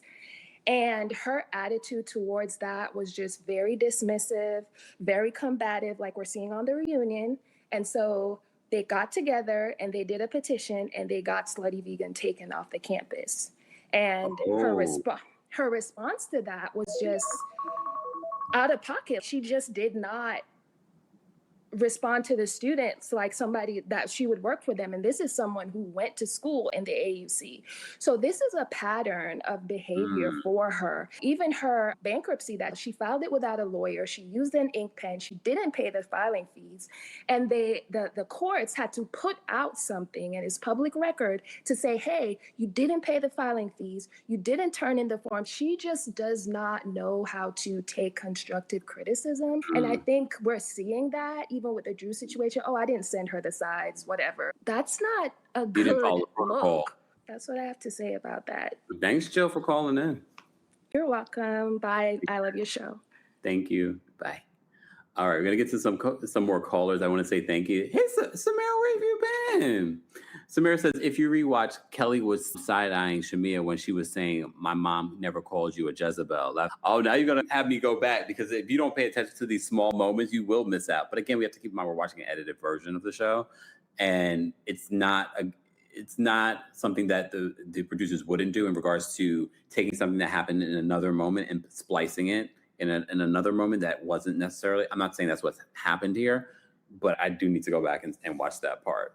Thank you so much for the super chat. We appreciate your support, guys. You can also support just by liking today's video. It's an easy, free way of supporting not just my channel, but other channels as well. We're talking about the Real Housewives of Atlanta Season 17 Reunion Part 2. If you're part of the replay crew, be sure to like the video. Be sure to share your thoughts. Let us know how you would rate the Part 2, but also how you would rate the season overall. And don't forget, you can also hear our live recaps and special episodes on the Kempire podcast. Subscribe today on Apple Podcasts and on Spotify. All right. Hey, Jonathan, what's going on? Let's see. Not Pinky is a scammer. Leah says, oh, Lord. Let me just see. I just like to see some of the comments that are in here before I go to, yes, Holistic RN says, great points by the last caller. Kiara says, makes sense. Sigurd DSC says, yes, caller, give us more. I didn't know about that Spellman situation. Admittedly, Pinky has said that she made some poor choices when it comes to business. But I can also see where Jill is saying she also doesn't show accountability. It's almost very Taurus behavior where we're never wrong. And she's a Sagittarius. But I'm just sort of like, in that conversation, it's like she couldn't take any accountability. And I get where Portia was coming from. I get what all the ladies were saying. Can you show some accountability? You're being a little flippant when it comes to bankruptcy. And we've talked about how, well, no, bankruptcy is not necessarily always a bad thing, y'all. And so I get that side of it, but the other side is showing some sort of accountability, some sort of remorse, being vulnerable. And I get it, growing up Caribbean, growing up Black, you don't want to show that vulnerability. But if you're going to be on reality television, and I think she was a very good addition, you got to next season show that vulnerable side. And you know what it is? What didn't help this season? Remember when she tried to be vulnerable with her husband and basically he discounted it? Remember, we talked about it. We were like, don't allow her to have her feelings. So that I'm surely did not help either. Just saying. All right, let's bring up Arjun next. Hold on, Arjun, are you there? Can you hear me? Yes. Okay, quick thing. Do you remember when Dr. Emily Fraser first joined Mary Madison? She said, didn't Dr. Emily said, oh, Fraser went to higher ups when they brought up season 9 situation? Do you remember? Is that a pattern with Fraser, like she goes to higher up? Because that got me thinking, does she have really strong connections with the higher up? It seems to be a pattern, like she goes to higher ups because there's no way nobody brings up the season 9 situation at all. Also, the whole bankruptcy thing, I don't understand it at all. This season got me messed up. I'm not gonna lie, I lost brain cells watching the season. Because I don't understand the whole bankruptcy thing. Do investors get the money back from banks? Or no? That's what I want to ask. Do who? The investors. No. And the employees as well, they don't get the money back? Well, the employees could get their money in regards to lost wages, but they have to sue. Oh, okay, that's all I want. Thank you. Okay, thanks, Arjun. All right, let's bring up Excommunicado. Excommunicado, what did you want to share about Real Housewives of Atlanta? Excommunicado, you're muted. There we go. Yeah, can you hear me? Yes. Yeah, hi, Kempire. Hey. So first of all, Shamia needs to go work on whatever memory issues she has because her recollection and retelling of story is always funny. Michelle, I've seen a pattern with her that when someone is trying to explain themselves and actually show the truth about your hand, Michelle tries to bulldoze the conversation and overtalk you to actually and deflect it to prevent you from actually telling the truth. She did that to Drew last week when Drew was about to reveal about the deal she had with the black accuser. And then she did the same to with Shamia when Shamia was actually trying to explain what happened. And then she deflected to the whole Jezebel thing. So Michelle has that thing. And I said it previously that she and Angela are going to be very similar personalities going forward. Angela, I don't know what it is. You are a good housewife. So it seems like, okay, she's making up for the fact that she doesn't have real personal stories with the unnecessary beefs. Because it sounds really mean-spirited to me. The way you are saying, oh, you're about to lose your restaurant, the one that Drew didn't go to, that doesn't really look good. And then she was also saying, oh, why is she keeping that job? Free that job up. So if she doesn't have a job and then she's not doing anything, you say she's laying on her back to get on her feet, or she's working and you're asking her to actually leave the job. Which one is it? And as for Pinky this season, I think Pinky was actually the best addition for me this season, and she was my favorite part of the season. She had a full-rounded story and actually get into the business, address things, beef with people, and then move on. But I can understand where people actually misconstrue her points, but I hate the fact that people always go to the fact that, oh, she's aggressive. I see that a lot in the comments, and she's just someone who is very direct. She speaks very succinctly, and a lot of the time she's talking, she's not screaming, she's not making any hand movements, she's not getting in your face, but then people want to tag her aggressive, and it really bugs me how that is. But and Shamia needs to stop looking for real friends on this show. I feel like that is a thing. That's why she's asking for loyalty. She's trying to make friends here and there when everyone takes this show as just work. And she's looking for real friends, and then they flip it up as, oh, she's trying to find an alliance or something, which is something that they actually or do. They all want loyalty from their friends on the show. So it's nothing new. But she needs to be so desperate in looking for friendship. And I would say the one good thing that came out of the show for her, she probably can see herself and see, oh, she's learned that she's a people pleaser and probably go into therapy to try to work that out. If that makes her a better reality star, I don't know. Personally, Portia is one who is willing to throw out anything. She's been a liar and a confirmed liar because none of the receipts, none of the accusations she's actually brought up from last year's Drew allegation and Dennis allegation to the one with Kelli now, nothing has actually stuck with actual receipts. So she just flippantly throws out things, and Shamia and the other ladies who actually have something to lose should be very careful playing around such a person. All right. Thanks, Excommunicado, for calling in. Yeah, have a good day. You too. All right. Don't be rude in the chat, y'all. Taurus Singh says, not Taurus Singh, Love it. Says Phaedra is a licensed attorney, and it sounds like Pinky threatened her with a weapon. Call the higher ups. Do folks want her to physically fight? Definitely not. Again, we don't know the full story. It does sound like something involved a pow pow, and Phaedra felt like that Pinky was threatening. But Pinky denies it. She denies that it ever happened. Look, this is why I say there can be people that you don't always believe everything that they say because they have a pattern of lying. I don't think Phaedra was lying here. What do you guys think? I don't think Phaedra was lying. I definitely think Pinky may have said something that constituted that.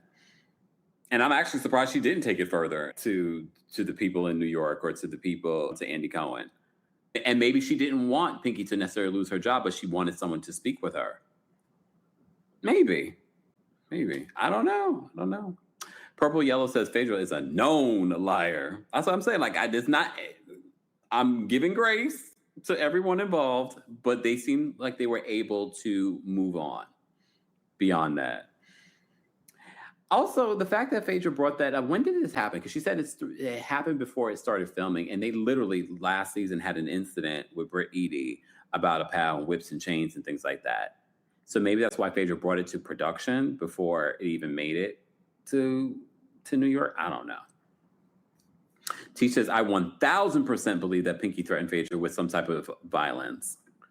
But why? I need to know more about what not to say that it ever constitutes. I just kind of want to know, what were you guys talking about? Like, how did it even get to that? Oh, I'm walking around with a bow.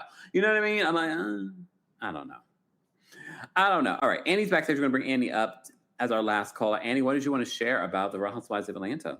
Hey, Kempire. I love your new place.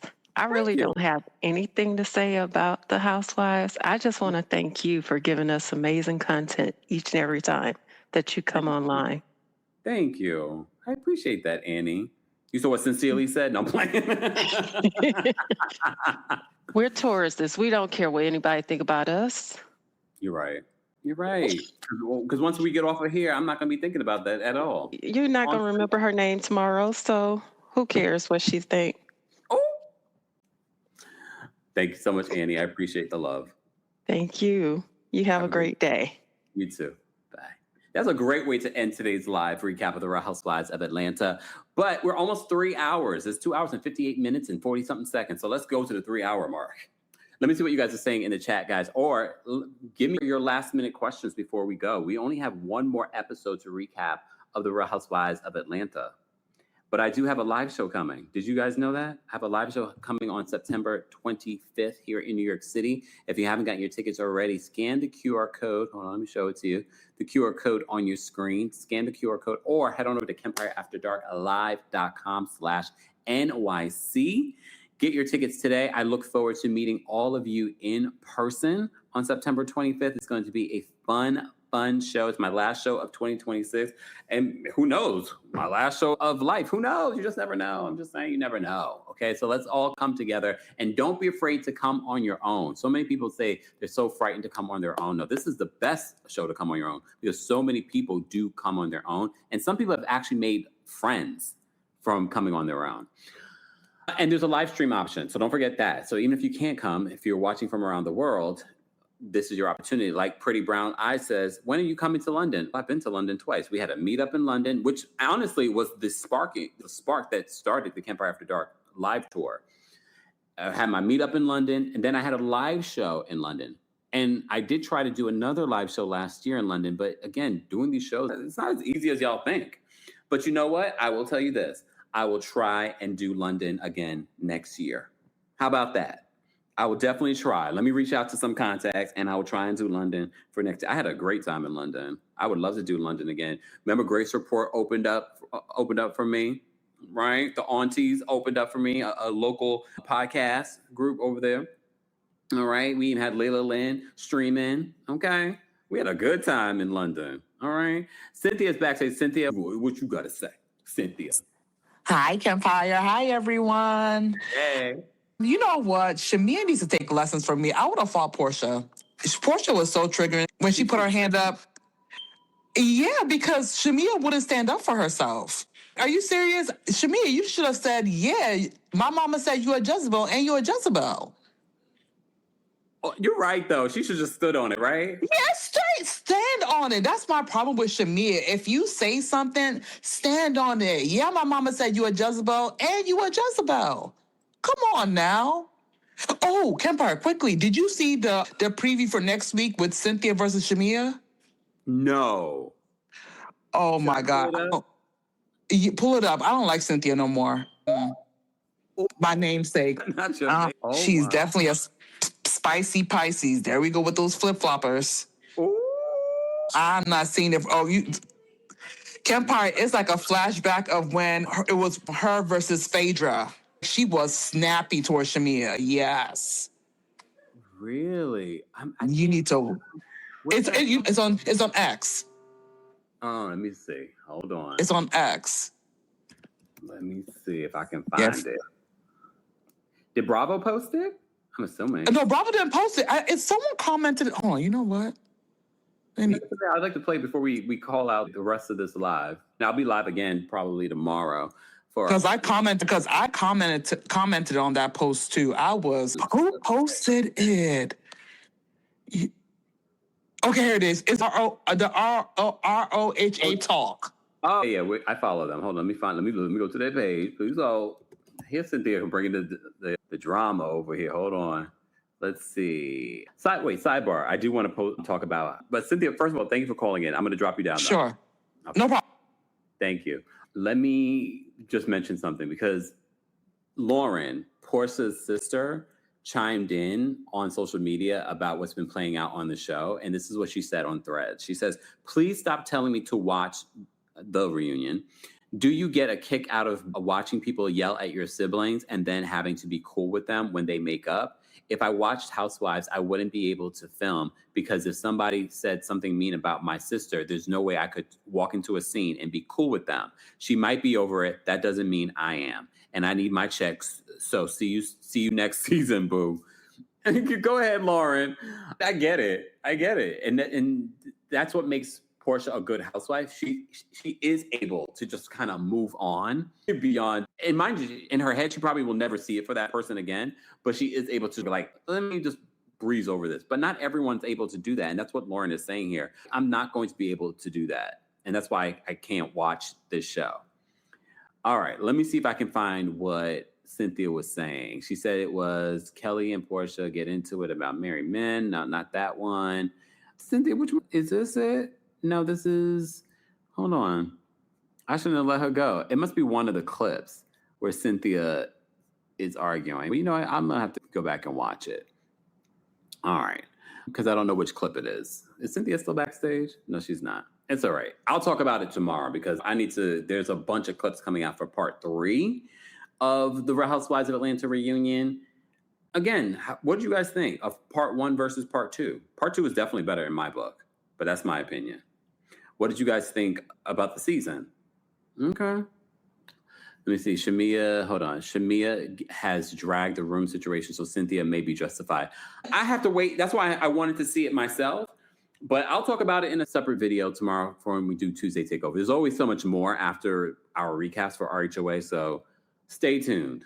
All right, stay tuned.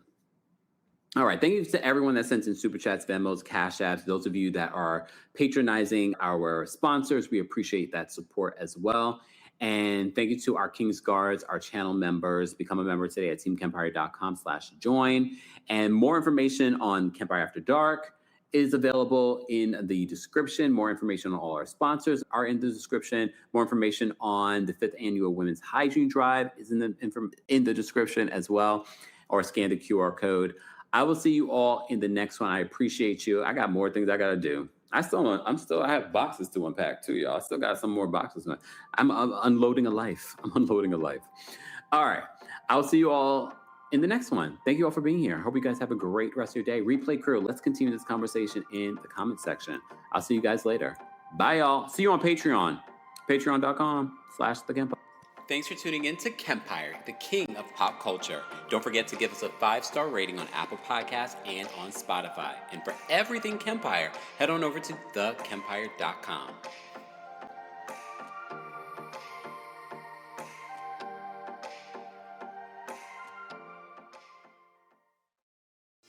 Maintenance fee, overdraft fee, minimum balance fee, maximum balance fee. Banking fees are just a part of modern life. Or are they? They're not at Ally Bank. At Ally Bank, there are no tricks, no hidden fine print or jumping through hoops for better rates.